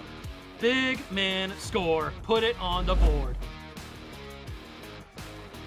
And they're starting season 16 off on the right foot underneath and breaking free. Look out down the left-hand sideline. Here's Greg Soto. He breaks a tackle and he's going to go all the way. 85 yards, touchdown, Lone Star Glory. Woo! The Cuban crisis. Greg Soto strikes. Coming over from Chicago, the new Lone Star Glory wide receiver makes his presence known. Look at this move, outside, up, and he's gone. Takes advantage. Majority passes by Johnny Pickler, and he's going to throw this one. He escapes the rush, and it's picked off! And we got a chance for a pick 6 by number 23, Ashley Rose Fish, and she will get her first pick 6 of the season. Too easy for her. Touchdown, Vancouver. Game, but RG2. Timeout. What are you guys doing? It's up to the 18-yard line. 25 seconds to go. Clock is moving. Curtis drops back towards the end zone. Oh, no. No! Intercepted by the Queen City defense. Taken away. And that would be the ball game, Matt. I don't know about that time management, Mike. I would have taken a timeout. And instead, the rookie throws into double coverage and it's picked off. A one-handed. So, Mike, was your favorite play the number 1 play? What'd you like in week 1? Oh, yeah, that was my favorite play of the week. That was definitely a game-saving interception. Big play at that time. Got Queen City on the board with the win. Actually, their 100th win. Actually, that was a big play. That's right. Congrats to them right now. They're up 10-7 now in the second quarter in St. Louis. When we come back, we'll send it back out to Fort Lauderdale. Jacksonville 7 and Florida 3. You're watching the SFL on 11 Sports. We'll be back in a moment.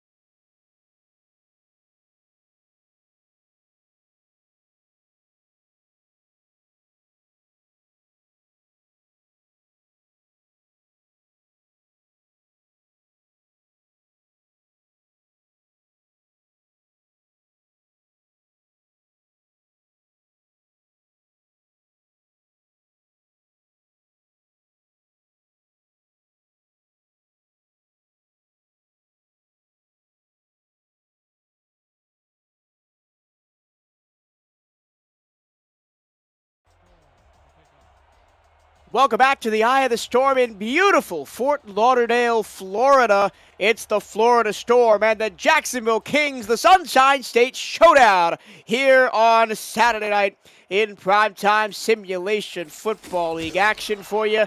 I'm Michael Torillo. Benji Matson is alongside me. Kevin Irvine and Mike St. Green had your halftime report. Hope you enjoyed it.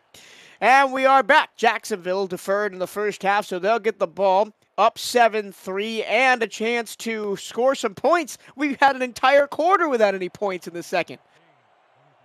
No points, a lot of punts in the first half. Let's flip that here in the second half. How about that?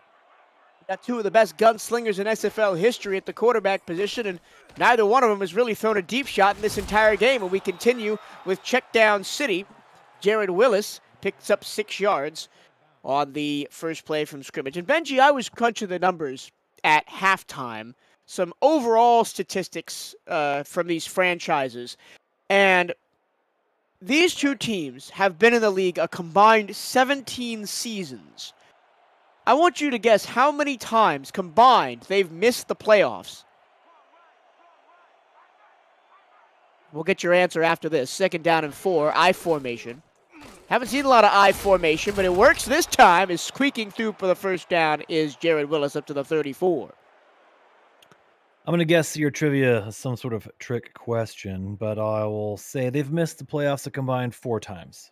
No, a combined 2 times. 1 each. The Storm in Season 14, the Kings in Season 7. Over the middle, off the hands of Mike St. Green, and which surprised everybody. Andrew Francis was right there, but was unable to make a play on the loose ball, 2nd down. I think that stat that you shared with us is just, again, a testament to the quality organizations, the great coaching, the great players that come into the programs and want to stay. They want to be Jacksonville Kings. They want to be Florida Storm. And they'll spend their careers here. So I think it's a testament to the organizations that they've only missed the playoffs a combined 2 times. Christensen, 0-step drop to Willis on the outside. Willis gets crushed. Good luck getting off the canvas as Evan Carroll running downhill at you. That looked like it hurt from up here. You can hear that crunch all the way up here in the broadcast booth. So now 3rd down and 8. Christensen, he goes deep. It's caught by Ken Gossett. Finally, one of these quarterbacks takes a deep shot down the sideline, and Ken Gossett reels it in and hangs on through contact for the big first down. That is quite a throw by CC there. Right off the gun, he knows where he's going with this ball. Ken Gossett runs a great route, but he just slips that ball in right in front of the safety there. Great ball placement, good play, great connection between Christian Christensen and Ken Gossett. We were wondering where Kenny G was most of the first half. He was just getting warmed up underneath. Here's Gossett again. Breaks a tackle and gets out of bounds after a 9-yard gain. Maverick Hughes, the rookie, could only push him out of bounds. And to your point of players wanting to get here and stay with these organizations, there are only 3 players on this Jacksonville team, Jacksonville team that weren't here last season. Iggy Swift, who came over from London, and their 2 rookie linebackers, Keenan Samuels and Jay Mart. Here's another I formation handoff, and it goes back to the line of scrimmage and no more. Did we see I formation in the entire first half from either team? I don't think we did. We saw a lot of split back. Yeah, I don't think that we did. I think right after halftime here, you're seeing something new. Jacksonville bringing Iggy Swift onto the field to act as that fullback. Now we got full house backfield here on a 3rd and short. It's going to be in the hands of Jared Willis most likely, as he's the... nope, it's going to be the fullback. Look out here, Ziggy Swift. His 2nd carry of the game is a 1st down. Iggy Swift coming over from London in the offseason. That's a signature play there for Iggy Swift out of that full house backfield. Just that little fullback dive. He's did such a great job with that as a Knight. And that's a nice component that Jacksonville now has at their disposal. Iggy Swift out of the backfield. Here is Willis, and I'll finish my overarching narrative here about players staying with teams, as Florida only has 4 new players from last season, 3 of those via the draft, and one of those, the center Joseph Wade, didn't even play on a team last season. He was just picked up in free agency.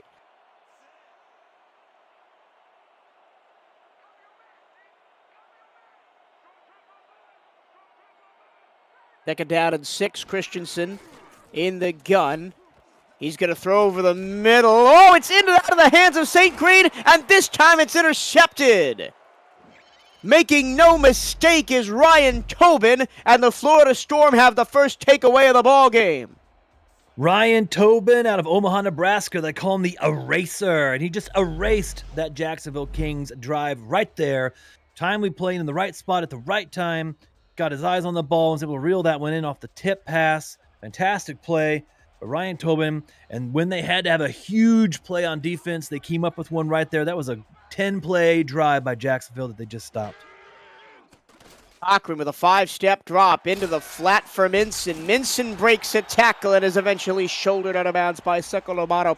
That is a, fool me once, shame on me, fool me twice, shame on you kind of thing. Because Mike St. Green, that was the exact same situation that St. Green found himself on the 3rd play of the drive when he had a ball go in and out of his hands. And guess who was there? Ryan Tobin couldn't make the interception on the first time. He made up for it and got the interception on the second time of asking. Yeah, now that Florida offense is glad to be up off the bench back in this game for their second drive. They want to put it together with a successful result. But it almost stopped right there as Clay Jones batted it out of the air. And Florida hasn't scored since their first possession of the ball game when they drove all the way down inside the red zone and then kicked a field goal. Yeah, they did have that interception in the end zone on that last drive inside of a minute to go. That was a costly turnover there. Ron Cochran started this day off spreading the ball around, which you hope they are able to do some here in the second half against this Kings defense. Cochran pump fake, slant into traffic. E.J. Minson hauls it in double coverage. And I think that's more on the wide receiver making a big play than it is on the quarterback. Yeah, he runs a nice route here. The defender backs off. He cuts it up into the middle. Hit in stride with a great ball from Ron Cochran. Right in the breadbasket. Sets up another first down. And so Florida really caught a break with the defense turning the Kings over. And that offense, they're thinking that we have to convert here. Almost half the third quarter's gone already. We need to put this ball in the end zone now. Off. Blitzky gets about 3. Going back and seeing the replay of that last Cochran throw, I changed my mind. I think that was a better throw by Ron Cochran than it was a catch by E.J. Minson. He put that ball in the area of a breadbasket in between 2 defenders, and E.J. Minson went up and got it knowing he was going to take a big hit. Yeah, Ron Cochran's been doing that in the SFL for a long time. 8 seasons to be exact. Cochran in the gun, hit as he throws, but he still delivers a beautiful strike to Stephen Bush. And now Florida's in the red zone for the 3rd time today. Now they're cooking. They're in business here inside the red zone. Ron Cochran feeling confident here. Stephen Bush is one of the leading receivers on the day here. Just runs a great route. Just finds that sweet spot right in that zone. Just in between the cornerback and the safety. That's that connection that Stephen Bush has with Ron Cochran. They just know each other so well. Ron knows exactly where Stephen Bush is going to be. And on that play, we see the connection they've got that's so strong. That was highway robbery by Stephen Bush. Took the ball right out of the hands of Rain Rie. Now here's Blitzky with blockers in front of him and a spin move to get by 1. And he picks up 7 yards down to the 11-yard line. It is so important with how low scoring this game has been for Florida to cash in here, even if it's just 3 points, because it's right here at the start of the 3rd quarter.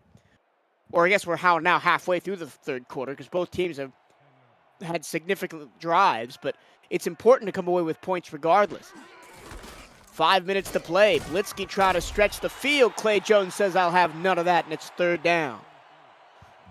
Great tackle by Clay Jones there, the linebacker, wrapping up the rookie, bringing him down, holding him short, Sets up a huge 3rd and 1. Florida's had trouble converting these 3rd and shorts, and this is where I mentioned in the first half that identity that Florida can be a team that runs the ball. We saw J.W. Doyle pick up a huge first down. He's back in the game. Who are they going to hand the ball off to on this play? Split back behind Cochran. One receiver each side. It's going to be Blitzky. He's going to have a lane open, and he's going to get down to the 2-yard line. Touchdown saving tackle by Keenan Samuels. And the ball inching closer to the end zone here. Great gift to Charlie Blitzky. The hole is huge there in the eye of the storm. Charlie Blitzky almost makes it all the way into the end zone. A few yards short here, but we've got 1st and goal. Florida does on the 2. Big battle here between these big boys up front in the trenches. Florida just they can pound this ball in. Last time the Storm were out here, they were forced to kick a field goal. This time, the bullet, Charlie Blitzky, into the end zone for his first rushing touchdown of his career, and Florida takes the lead. Great drive by Florida, capped off by the rookie's 2nd touchdown on the season, his 1st rushing the ball. 9-play, 72-yard drive for Florida when they had to have it after the timely turnover. That Florida Storm defense turns the Kings over. Offense comes on the field and says, thanks, boys. We'll take it from here. Great touchdown, great play. They take the lead at home. Florida is starting to gain some confidence here in this second half. Ethan Sneed on for the extra point. Sneed's up and good. Well, last week, Charlie Belitsky did a number on the Lone Star Glory. Even though the Florida Storm didn't get the win, the rookie really impressed, Benji. Absolutely fantastic debut by Charlie Blitzky, the rookie here. He caught 13 passes out of the backfield and made the most of each and every one. Showed great athleticism, great burst. You saw early on, check out this play right here. He takes it to the house, makes one man miss right there, pulls him into the end zone. The Florida Storm are high on this guy. Highly touted rookie. They went and got him in the draft. They moved J.W. Doyle to fullback from his position at halfback. They think Charlie Blitzky is the future of the Storm. He had a great week last week, and you see why they're so excited to have him. Played his minor league ball in Madison, Wisconsin, and he swapped snowshoes for sandals down here in South Florida. And he is doing work in the Storm backfield. And now we have reached what I might call a turning point of this game. Can Jacksonville respond after being hit? They haven't been scored against since the first 5 minutes of the ball game, and now they just had a turnover essentially go back the other way and scored against them. Can Christian Christensen and company wake up and get the offense going? And you know they've done it in the past. They're a talented team. There was a ton of time between those first few possessions in the first halftime, and the defense has been playing really well for Jacksonville. So now the offense has to come back out. The Florida defense is playing really well. CeCe just turned the ball over on that previous drive. You got to hope he's settled down a little bit and rely on his playmakers. Let them carry the weight on this drive.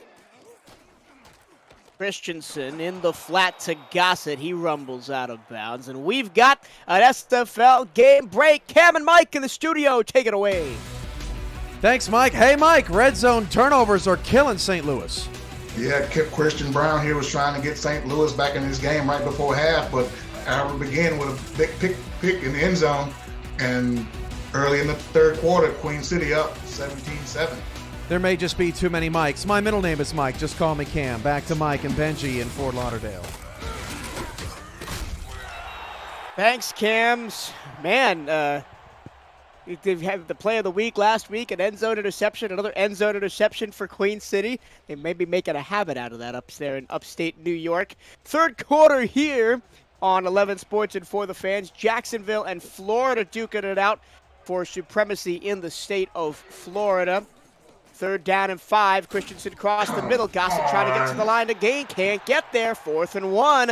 Nice stand by the Florida defense. This is the first time in the game that we've seen KG Ken Gossett run that little in like that. He's been staying to the outside, running up the field, running those types of routes. They thought they could catch Florida sleeping and have Kenny G run a crossing route underneath, but unfortunately those linebackers for Florida pursued well, kept everything in front of them, prevented that first down. Big 3 and out for the Florida defense. Punt on the way. And it is into the hands of Jeff Como, but he doesn't get very far. Well, we're going to take a break, and when we come back, Florida trying to get a 14-point swing on Jacksonville at home. This is the Simulation Football League on 11 Sports and For the Fans. Don't go anywhere.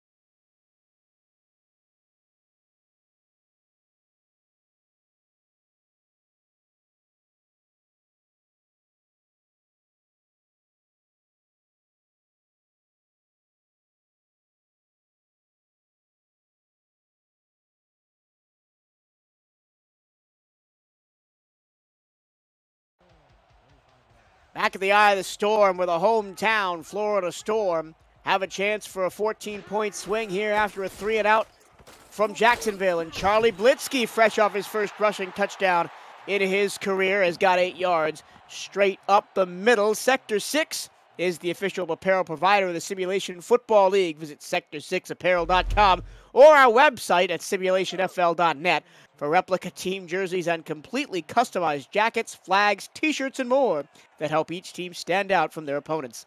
Get the gear the fans wear with Sector 6 and the Simulation Football League. Blitzky again, this time no blockers in front of him and no luck up the middle. 3rd down and 1. Jacksonville has been struggling on offense basically ever since the first quarter, but unlike Florida, they haven't been able to kind of get out of this rut. What are they doing wrong, or what is the Florida defense doing well that is allowing the Storm to kind of take control of this game? Now, get your answer after this. 3rd and 1, Blitzky looking for a lane, finds it, picks up a 1st down close to midfield. Well, I think we're seeing the main difference at the moment in this game is that tipped pass interception. Jacksonville has been driving on Florida. Both teams have moved the ball, well at times. Both defenses have been playing very stout defense. But that turnover on the previous play, that tipped pass and the Florida interception, that's the difference in the game at the moment in this second half. Now Florida has all the momentum. Momentum is king here in the SFL. Blitzky on the outside can't get anywhere. Nice tackle in space by Sprouse. So, yeah, both teams have had plenty of drives of double-digit plays. Jacksonville, a 10-play drive, an 8-play drive, a 9-play drive. Florida with a 9-play drive, and a 12-play drive on that last touchdown. Here's Cochran, middle, and again he finds a slanting Stephen Bush in space. 1st down into Jacksonville territory. Yeah, that was a hot ball thrown by Ron Cochran there. And Stephen Bush was wide open on that play. Ron knew exactly where he was going once that ball was snapped. Great route there on the outside. Again, he's starting to distribute the ball, kind of get it around to everyone. When this drive started, it looked like maybe they're going to be trying to feature Charlie Blitzky. Maybe they will on this 1st and 10. But Ron Cochran and Storm doing a good job of shaking things up. Right single left. Here's Blitzky. Up the middle, has plenty of blockers, and he's just going to be run down from behind as he was slowed up a little bit by the blockers out in front of him. It's not often you see as we get to the 3rd quarter, so I'll save my point until the end of the break. 4th quarter, put your 4s up. It's the Storm and the Kings. 4th quarter coming up next.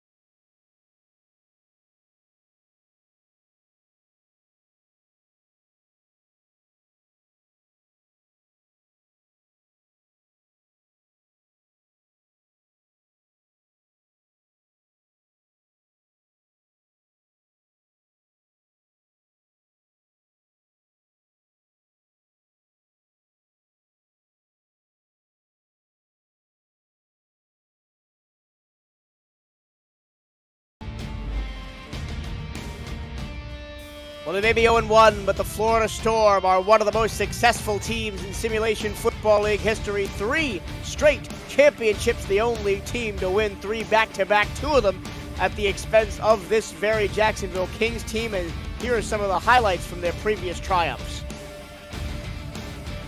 Florida Storm are known for having excellent teams, a dominating team for a stretch there in the SFL. Feared, no one likes to play the Florida Storm, and even in their down years, always at the end of the season, Coach Mighty, this team, they're never a team that anyone wants to see in the playoffs. They've had great success in the past, and you know they're going to continue to have success now in season 16 of the SFL. Looking for their first win of the season here. They've got a 2nd and 1. Here's Blitzky, right side, finds a crease, gets to the 20, can't spit out of a tackle. And if he was able to avoid the tackle of Suko Lobato, he might have been going all the way. And that play right there highlights something that we were talking about before the game, that really for Jacksonville to have a chance, their defense, and especially their defensive line, was going to have to show up, and they really haven't. Outside of a few moments in the game today, this defensive line, highly touted with some of the biggest names in the SFL, has really been unheard of. They've been so quiet tonight, and now if they're going to win this game, this Kings D line has to show up and start making some noise. Cochran on play action, back to Blitzky underneath. That play didn't really go anywhere, but to talk about the defensive linemen a little bit more, we have 3 of the 4 all-time sack leaders in this game. Alex Dominguez, number 1, Taquan Hale, number 2, Hunter Norwood, number 3. Number 4 is Jeff Duffy, who plays for Queen City. Cochran moves in the pocket across the middle. Minson can't hang on through the tackle by Alex Bond. 3rd and 7. 3rd and 7.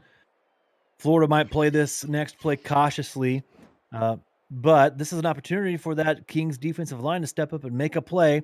More than 30 combined sacks between Taquan Hale and Hunter Norwood last season for the Kings. We've seen almost no pressure on Ron Cochran right now, and if Florida Storm drops back to pass on 3rd and 7 here, if you're on the Kings, and you got to be thinking, okay, boys up front, let's go. Mike All, Taquan Hale, Penny Packer, Hunter Norwood, let's get some pressure on Ron Cochran.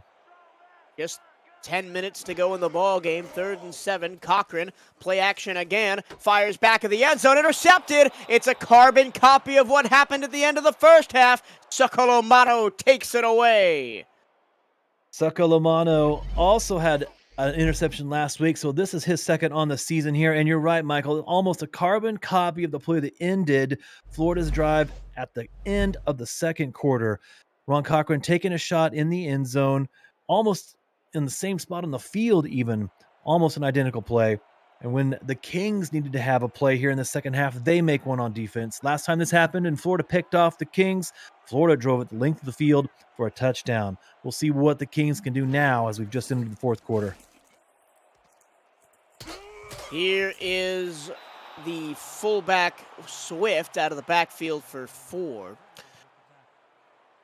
And man, Florida has left a lot of points on the table. 2 interceptions in the end zone and the field goal from inside the 5. This game could have been done and dusted a while ago.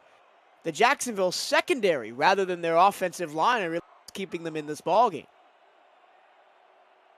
Yeah, you just mentioned offensive line. Now's this time for this line, this running game, to get going here for Jacksonville. We're taking a look at the stats. Unofficially, it looks like Jared Willis is coming in with almost 40 yards on 12 carries. So Florida's done a fantastic job of limiting Jared Willis, who busted out last week for 24 carries and 250 yards. So we see Florida Storm making an impact on defense, but now's the time. The Kings offense, as we see this pass to the outside here, the Kings offense needs to get themselves in gear to sustain this drive here. And you see Jared Willis dominated Houston last week, 251 yards to lead the league. But tonight, slow. Only 38 yards on 12 rushes. And both defenses have done a fantastic job tonight of eliminating those big plays. The Kings especially making some big plays, intercepting Florida in the end zone twice now. Over the middle, complete near the sticks. There's Jack Wall. We haven't seen him since the second quarter. But he makes the catch, 2nd down and less than a yard to go. And I didn't mean to sound kind of doom and gloom about Jacksonville. Yes, they haven't scored since, 5 minutes gone by in the first quarter. But their defense, as much as we've railed on their front 7, their secondary has done an excellent job. 2 interceptions. They've kept Ron Cochran and company quiet most of the game. And it's still a 3-point game because of their secondary playing so well, as we see Jared Willis right through there for a 1st down. Very true. It's very true. All these phases of the game combined. We saw earlier in the game that string of punts. Florida special teams were playing awesome. And Marcus Agrippa pinning Jacksonville deep. And then here in the second half and in the first half, Jacksonville picking off this ball twice. It's like all these phases of the game come together. This is what they do best, right? This is how they scored their touchdown in the opening quarter. Slant, slant, slant. March, march, march down the field. Throw in some runs and throw in some fades. But that's what Jacksonville does. They eat you alive over the middle, and they kind of gotten away from that in the middle quarters, now towards the sharp end of the ball game. We'll see if they go back to what's made them successful. It's Jared Willis over the middle for a 1st down. Michael, that's some good feedback. That's exactly what they've been doing in this game. And then a couple occasions earlier, after they were looking solely in the middle of the field, CeCe comes back with a nice pass to the outside to Ken Gossett, who ran some nice routes on the outside. So that's still in play here for them. You get the feeling Kings are setting up Florida here for something on this drive. Again, Willis finds the hole. Excellent patience by Jared Willis as he rumbles forward for 8 yards. Coming up on the SFL postgame show, Cameron Irvine and Mike St. Green analyze today's early evening games between Jacksonville in Florida and Queen City in St. Louis, plus what's coming up tonight and tomorrow across the SFL family of networks. It's all coming up on the SFL postgame show on 11 Sports and for the fans. 2nd down and 2. Christensen on the out route. Incomplete as Mike St. Green couldn't get a foot in bounds. 3rd and 2. Mike St. Green looked like it was close play, but it did look from up here that he did not have control. Well, we're going to see what we think about this. Looks like they are going to review this after all.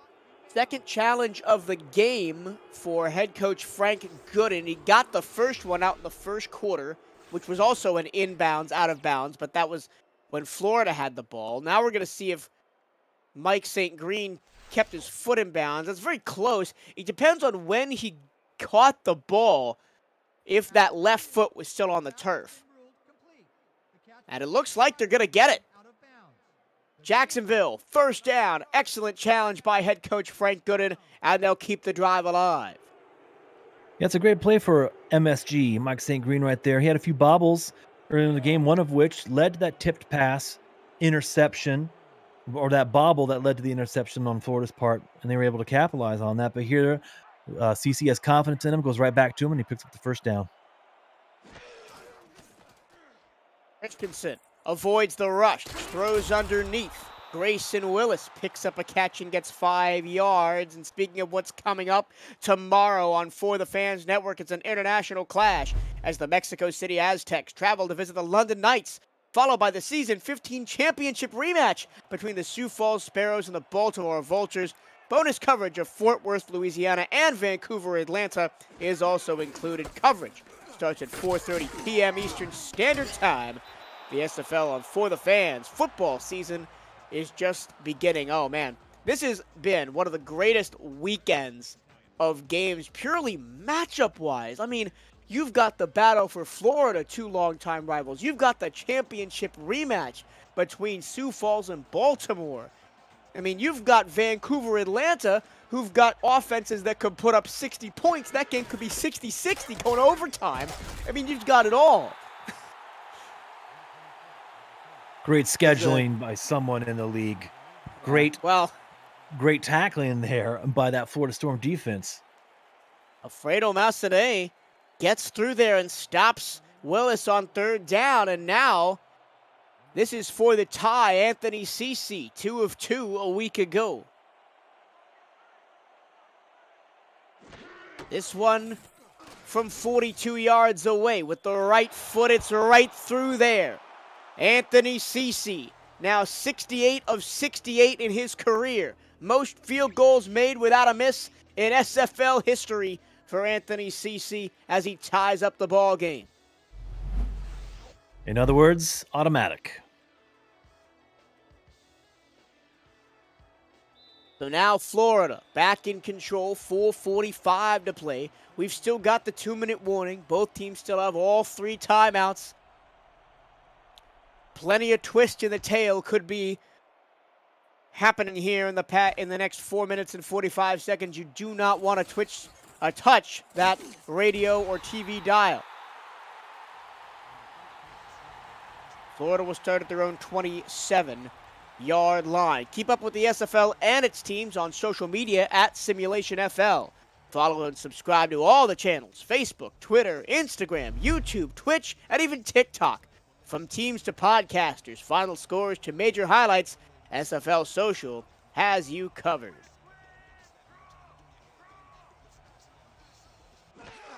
Ron Cochran under center. Handoff Belitsky. He's going to get 2 yards before he's run.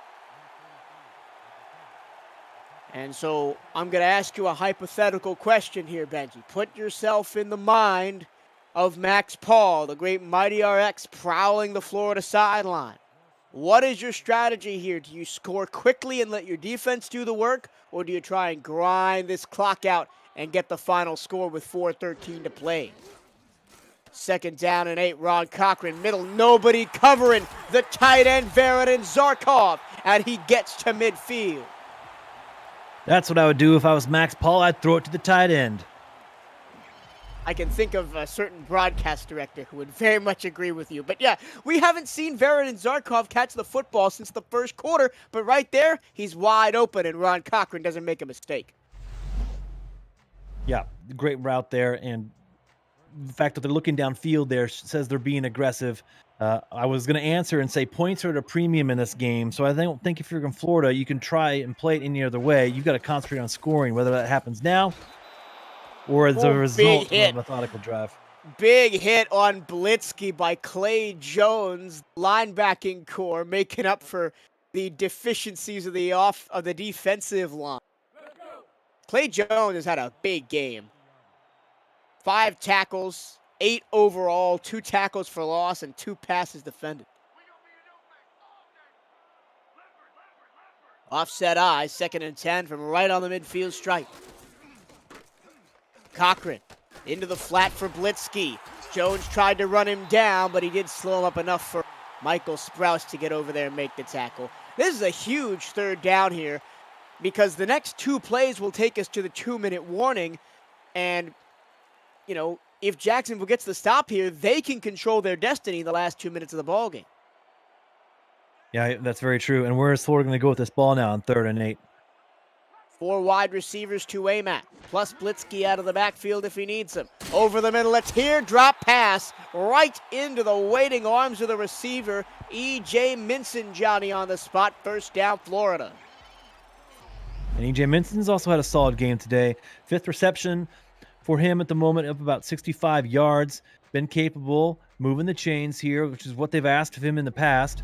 And he's, as you mentioned earlier on the broadcast, he's assumed a more prominent role in Florida this season with the departure of Optimus Klein. And it's just, I'm sure Ron Cochran's just happy to know that it doesn't matter who's in the game or who he's throwing to, he's got a capable wide receivers on his side. Florida can just take this to the 2-minute warning, but they will snap it one more time. Cochran, 9-yard completion underneath to Mark Myers. We've hit the 2-minute warning. Don't go away. The exciting conclusion to the Sunshine State Showdown is next on the Simulation Football League on 11 Sports and For the Fans.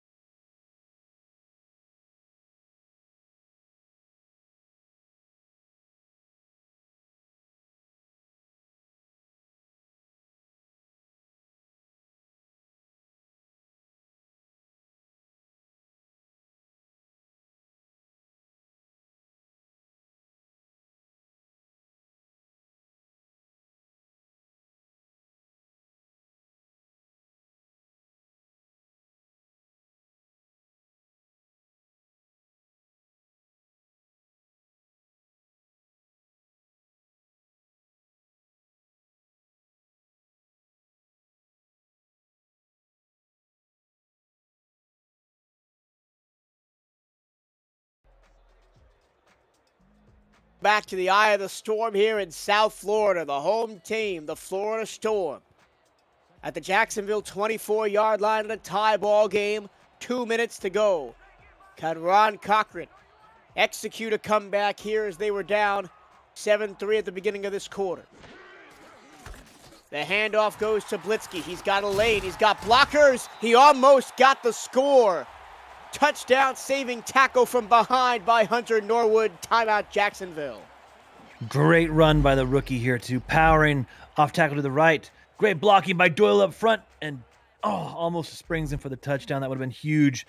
Great running by the rookie on that play there for Florida. That is a relief, I think, if you're the Florida Storm, knowing that now you can hand the ball off and get production from a talented running back like that. Great blocking, too, on that play by J.W. Doyle, the fullback. And for those of you who have just tuned in, this is not a gimme by any means. Florida's thrown 2 interceptions in the end zone from similar positions in this ball game. Short, to the corner, to the goal line. Oh, what a massive tackle by Michael Sprouse to keep Jeff Como out of the end zone. That was amazing. The collision at the goal line. I thought for sure he was going to score on that. That was an incredible play there right at the goal line. Jacksonville staying alive here. 1:50 left. Only one timeout left, and Storm's on the goal line. They're in passing formation with 4 receivers, but I wouldn't be surprised if Blitzky gets the ball. He does get the ball, and he scores! Touchdown, Florida Storm! That touchdown set up entirely by that wonderful play from Ron Cochran and Jeff Como at the goal line. But how incredible is it now for the Florida Storm to be able to turn around and hand the ball off to Charlie the Bullet Belitsky. Dives in for his second rushing touchdown of the game, his 3rd overall touchdown in the SFL. The rookie putting on a show for the Storm tonight. Now, 1:48 and 1 timeout for Jacksonville and Christian Christensen to engineer a comeback. We've seen it before.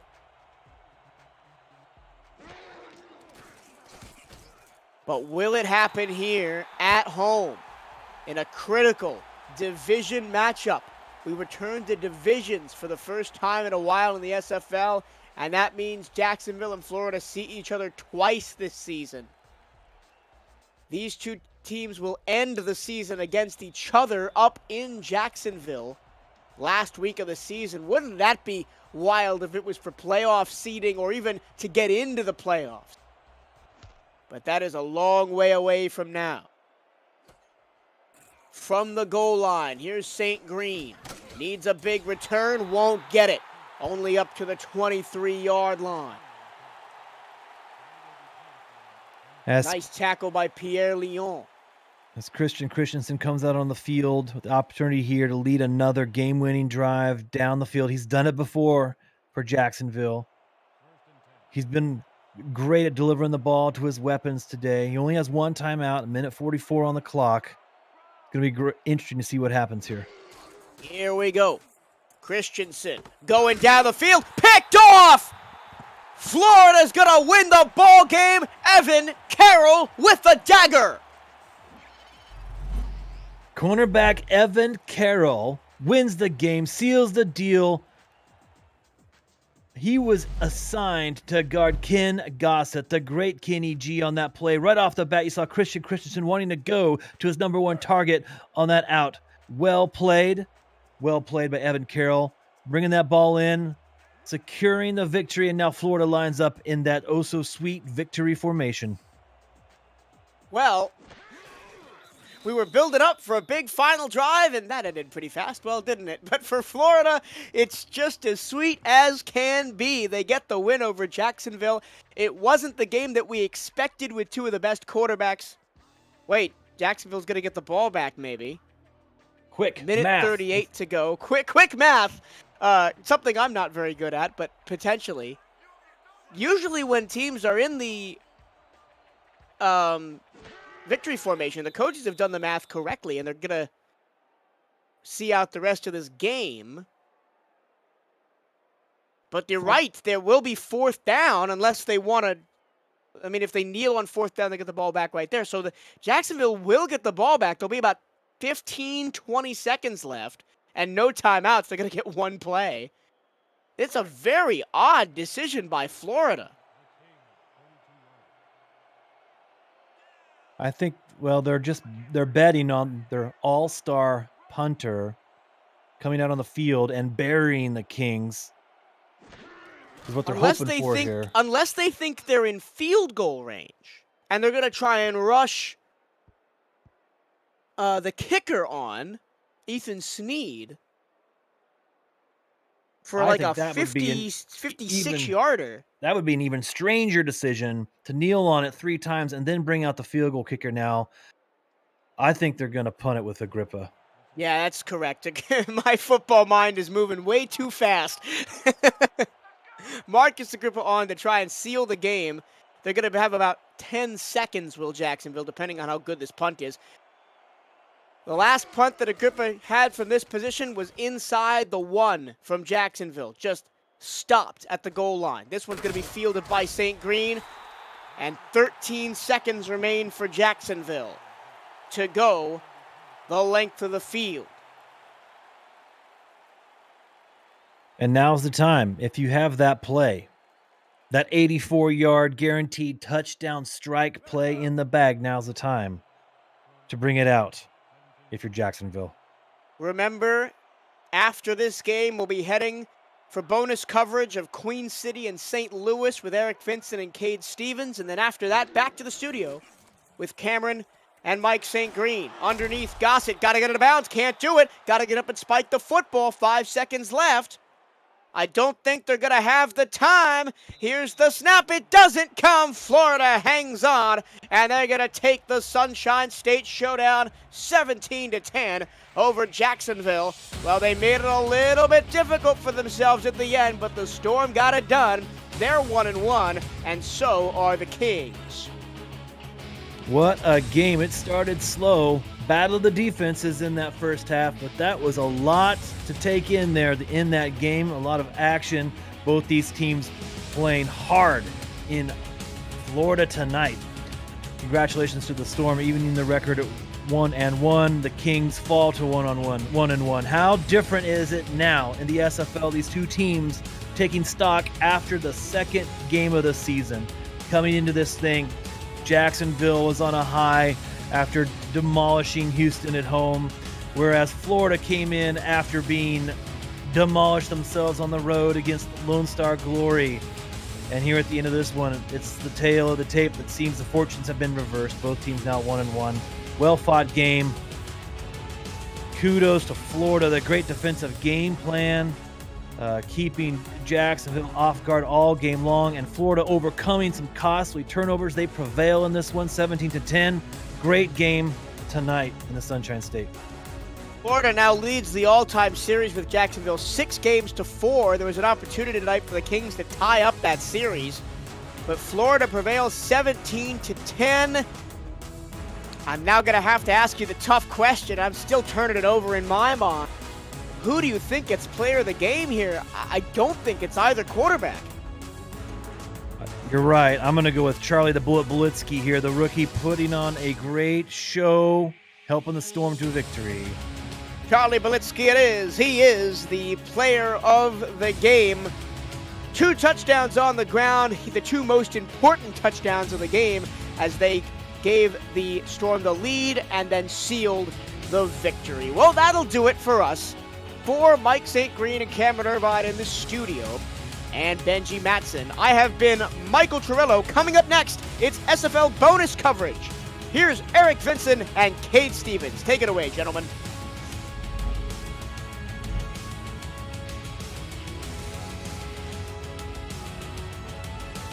I don't know about you, Cade, but I was watching that play the entire way, and sure enough, it's Bill Koss again.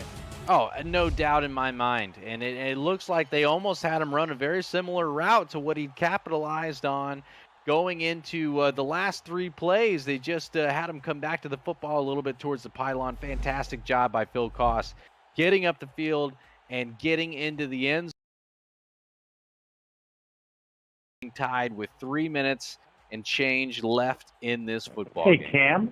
still plenty of time 3 minutes on the clock left here in this fourth quarter of action. Our 3:27 time to was go. An extra point 2100. pending here to tie the football game up. High snap and gets it away. Ends up being a 20-20 copy ball that. game We're good. here All right. in St. Louis. We welcome those of you who watched Florida knock off the Jacksonville Kings down in South Florida, 17-10. The final score. The Duval boys in the house. good Eric enough. Vincent alongside my best friend Kate Stevens, Robert Garrett Jr. and Rochelle Colston in the stats truck here for us this evening. And man, Kate, it's been a goodie here today as you folks join us just at the right time. Yeah, welcome in, everybody. It's been a fantastic game. It has been absolutely insane and unpredictable at every turn. And here we find ourselves with 3 minutes and 24 seconds left on the clock in the football game, tied at 20. Wow. I mean, just absolutely fantastic football game. Glad we can welcome you in. Corsairs setting up shop at the 19-yard line. All 3 timeouts to work with here. Bunch receivers towards the top of the formation. Jet zero the lone back. Caswell will throw into coverage Perfect. and Great. Thank you. incomplete. So throwing it into double coverage, Kate, is not what you want to do in this situation. I mean, I know you want to go and retake the lead, but man, that's not the way to do it. Yeah, I tend to agree with that, Eric. And A.J. Caswell already thrown 4 interceptions in this football game. Tried to make that one number 5 and just got a little lucky as unfortunately, well, I say very fortunately for him, but unfortunately for the cornerback, Drew Reilly, he's not able to come up with that one. He did pass Rocco Marconi for 8th all-time in SFL passing yards earlier in the ball game. So again, congratulations to him. And Caswell wants the dub now as he's tied up 20-all. His team with the football, 3:20 to go. Caswell going to throw, tipped up in the air and incomplete. That was good coverage by the corner. Drew Reilly once again. And 3rd down coming up for the Corsairs. Yeah, Drew really getting in there once again, and wow, I have to apologize to you guys, making it very known about my nervousness with what's going on here, but I mean, a fantastic job by both defenses in this football game, really putting a lot of pressure and getting those takeaways on the opposing quarterbacks. You never know what's going to happen next. What a roller coaster ride this has been so far, Eric. Caswell quick fires, and that's going to be incomplete. Again, that was a rocket. He's had a couple of those passes here today. One ended up being picked off. That one intended for Chris Curtis, and that's going to be 4th down. Yeah, I mean, listen, nobody's ever doubted the arm strength of A.J. Caswell, who can put some zip on this one. And Curtis, it hits him in the hands. Unfortunately, the contact made by the free safety, Geralt Winkler, just jars the ball loose, and he's not able to hold on to it. But I give the safety, Winkler, a lot of credit for putting the heat on Curtis, and Queen City having to punt this one back to a red-hot St. Louis offense. Toss a coin to your safety. Oh, yes. So quarterback of plenty. Ah, yes. Good return by Mondavi. Elsie Mondavi making it out to the St. Louis 49-yard line. Good starting field position here for the Gladiators as they now have plenty of time to take the lead. They led early off a 10-yard Cairo Martinez scamper off of a turnover, and since then it's been kind of back and forth with the Corsairs. They finally broke even here late in the 4th quarter, and we'll see if they can retake the lead on this possession here. 3:05 to go. Brown gonna throw it, and he threads the needle out to the 37-yard line. That was caught by Guy Clausen. The tight ends have been that was Phil Dilivo with the catch. The tight ends have been very, very hectic here today, so I just assumed it was a tight end. Yeah, I mean, more or less, a tight end wide receiver hybrid is Dilivo most of the time. A huge target on the outside for Christian Brown is Dilivo, so I completely understand, Eric, in the thinking there. And this is set up very nicely for St. Louis. So they got a ton of guys in the box on the line of scrimmage. I believe that's going to be a free play. I believe it is, as well as Mondavi is able to snag it. I don't know if he got the 5 yards on that play, so they might just take the 5-yard penalty and call it a day. Yeah, take the 1st and 5, absolutely. Yep, Gladiators will take that one, and they'll move 5 yards ahead. 1st and 5 coming up. And I guess Christian Brown's hard count has been quite effective here in the second half because we've seen quite a few of those here today. I mean, he's done a fantastic job. I mean, that's something that we've seen since he started here. He's been working on and perfecting as we talked to him during the week. Something that he's been working to fine tune and craft since his debut with Birmingham and the SFLM, and he's done a fantastic job here today. As I believe they've gotten at least 3 neutral zone infraction or offside penalties on Queen City in this football game. Cairo Martinez with the handoff there. To our 11 sports audience, Queen City and St. Louis down to the wire. We'll have to leave you at 9:15 Eastern time. If the game is not finished, you can watch the conclusion of it on the SFL's Twitch channel. More action coming up on the SFL family of networks later tonight with Arizona and Charleston, along with Portland and Tulsa. For now, Queen City and St. Louis, the finish. We'll see if we can get a winner in the next 5 minutes. You're watching the SFL on 11. Here in the Gateway City to the west, this is the Simulation Football League live on 11 Sports.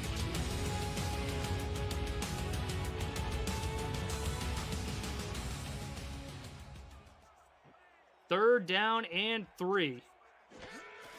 Brown going to hand it off to Martinez, and he's got nowhere to go. Gets stopped short of the line to gain, gets absolutely nothing as Afalabi and company make the stop, and that's going to be another long field goal attempt here for Amy Shalizzi. You know, Eric, I can't even say that I'm too terribly surprised that was the play call. They know what they have in the kicker, Amy Shalizzi. They believe in their defense, and they think if they can make this kick that they can stop Queen City from scoring and take this football game. This one from 47. She's hit from 49 and 50 today, hit from 51 last week. Letting the clock tick as much down as possible. Snaps the ball. It's a good snap. Gets the ball away, and it is through from 47 yards. St. Louis taking a 3-point advantage inside of 2 minutes to go here at home.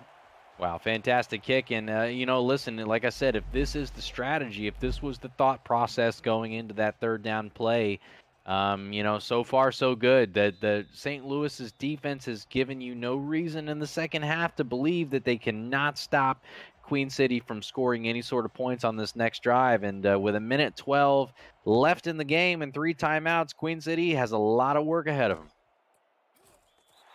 Ochoa going to take a knee in his own end zone. That'll bring the football out to the 20-yard line for the Corsairs. 1:10 to go here in the final quarter of play.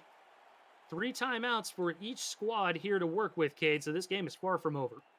Oh, absolutely. I mean, a lot of things can still happen right here. I mean, the quarterback play from A.J. Caswell has been phenomenal at times, and at times leaving a lot to be desired. You don't know who you're going to get, but in the past, in clutch situations like this, boy, I mean, he's been known to make some plays as he throws a dart over the middle right there. Yep, and that is caught by Ochoa as he gets first down yardage out to the 33, under a minute to go as Caswell hurries the troops to the line. Not opting to burn a timeout yet as he slings it out to Jet Zero. Corner gets out there quickly and ushers him out of bounds despite being stiff-armed into the turf, and that'll stop the clock at 49 seconds. Yeah, big man is Jet Zero. Not the easiest to bring down. He's only 5'11", but 230 pounds, and that is a lot of frame to try to bring down. And as you saw right there, I mean, most guys who don't go low enough just end up on the turf. Big dude for sure. Empty set here for Caswell. 3 wideouts towards the bottom of the formation. Caswell, plenty of time. Got to throw it over the middle, and it is incomplete. Couldn't quite make the reception there as that was Zachary Mingus with who was the intended receiver. It's going to fall to the turf. 3rd down with 46 seconds to go. Yeah, I know he's disappointed in himself. I mean, found himself in a really good situation, wide open. Good quick throw from A.J. Caswell. Unfortunately, not able to come up with the football. And a massive 3rd down here for Queen City. I imagine, Eric, it is 4-down territory. Under center, 5 wideouts to work with. Caswell shuffles around, gonna throw it, incomplete. I'm not sure what that play was, Kay, but immediately he started moving out of the pocket looking for Ochoa, and he just couldn't quite complete it. I think there was just enough pressure from the defender. I believe the free safety, Geralt Winkler, once again in there providing a little bit of, potential hit, I guess, on the play, scared him to dropping in the football. And this is pretty much a football game right here, folks. I can still roll the 4-minute break. Ball game here. 4th down. Caswell, short drop. Yeah.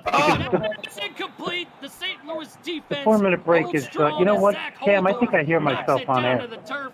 St. Louis will have an opportunity to come out of here with a dub. Yeah, Zach Holdorf getting in there, reading the quarterback's eyes, and immediately knocking the football away. And St. Louis, an absolutely fantastic job getting down the field. Like you said, Eric, they led very early in the game, gave up the lead, went into halftime down by 10, and a very nice rally by them. St. Louis going to get the victory here, 23-20 over the Queen City Corsairs. Our 11 Sports audience is going to leave us more SFL action tonight on Twitch at twitch.tv/SimulationFL, and also on the SFL on 11 Sports, the SFL on the Lacrosse Sports Network, FTF Facebook, and FTF Twitch. Queen City 20, St. Louis 23 for Mike St. Green. I'm Cameron Irvine. This has been a presentation of the Simulation Football League on 11 Sports, and we'll see you next Saturday.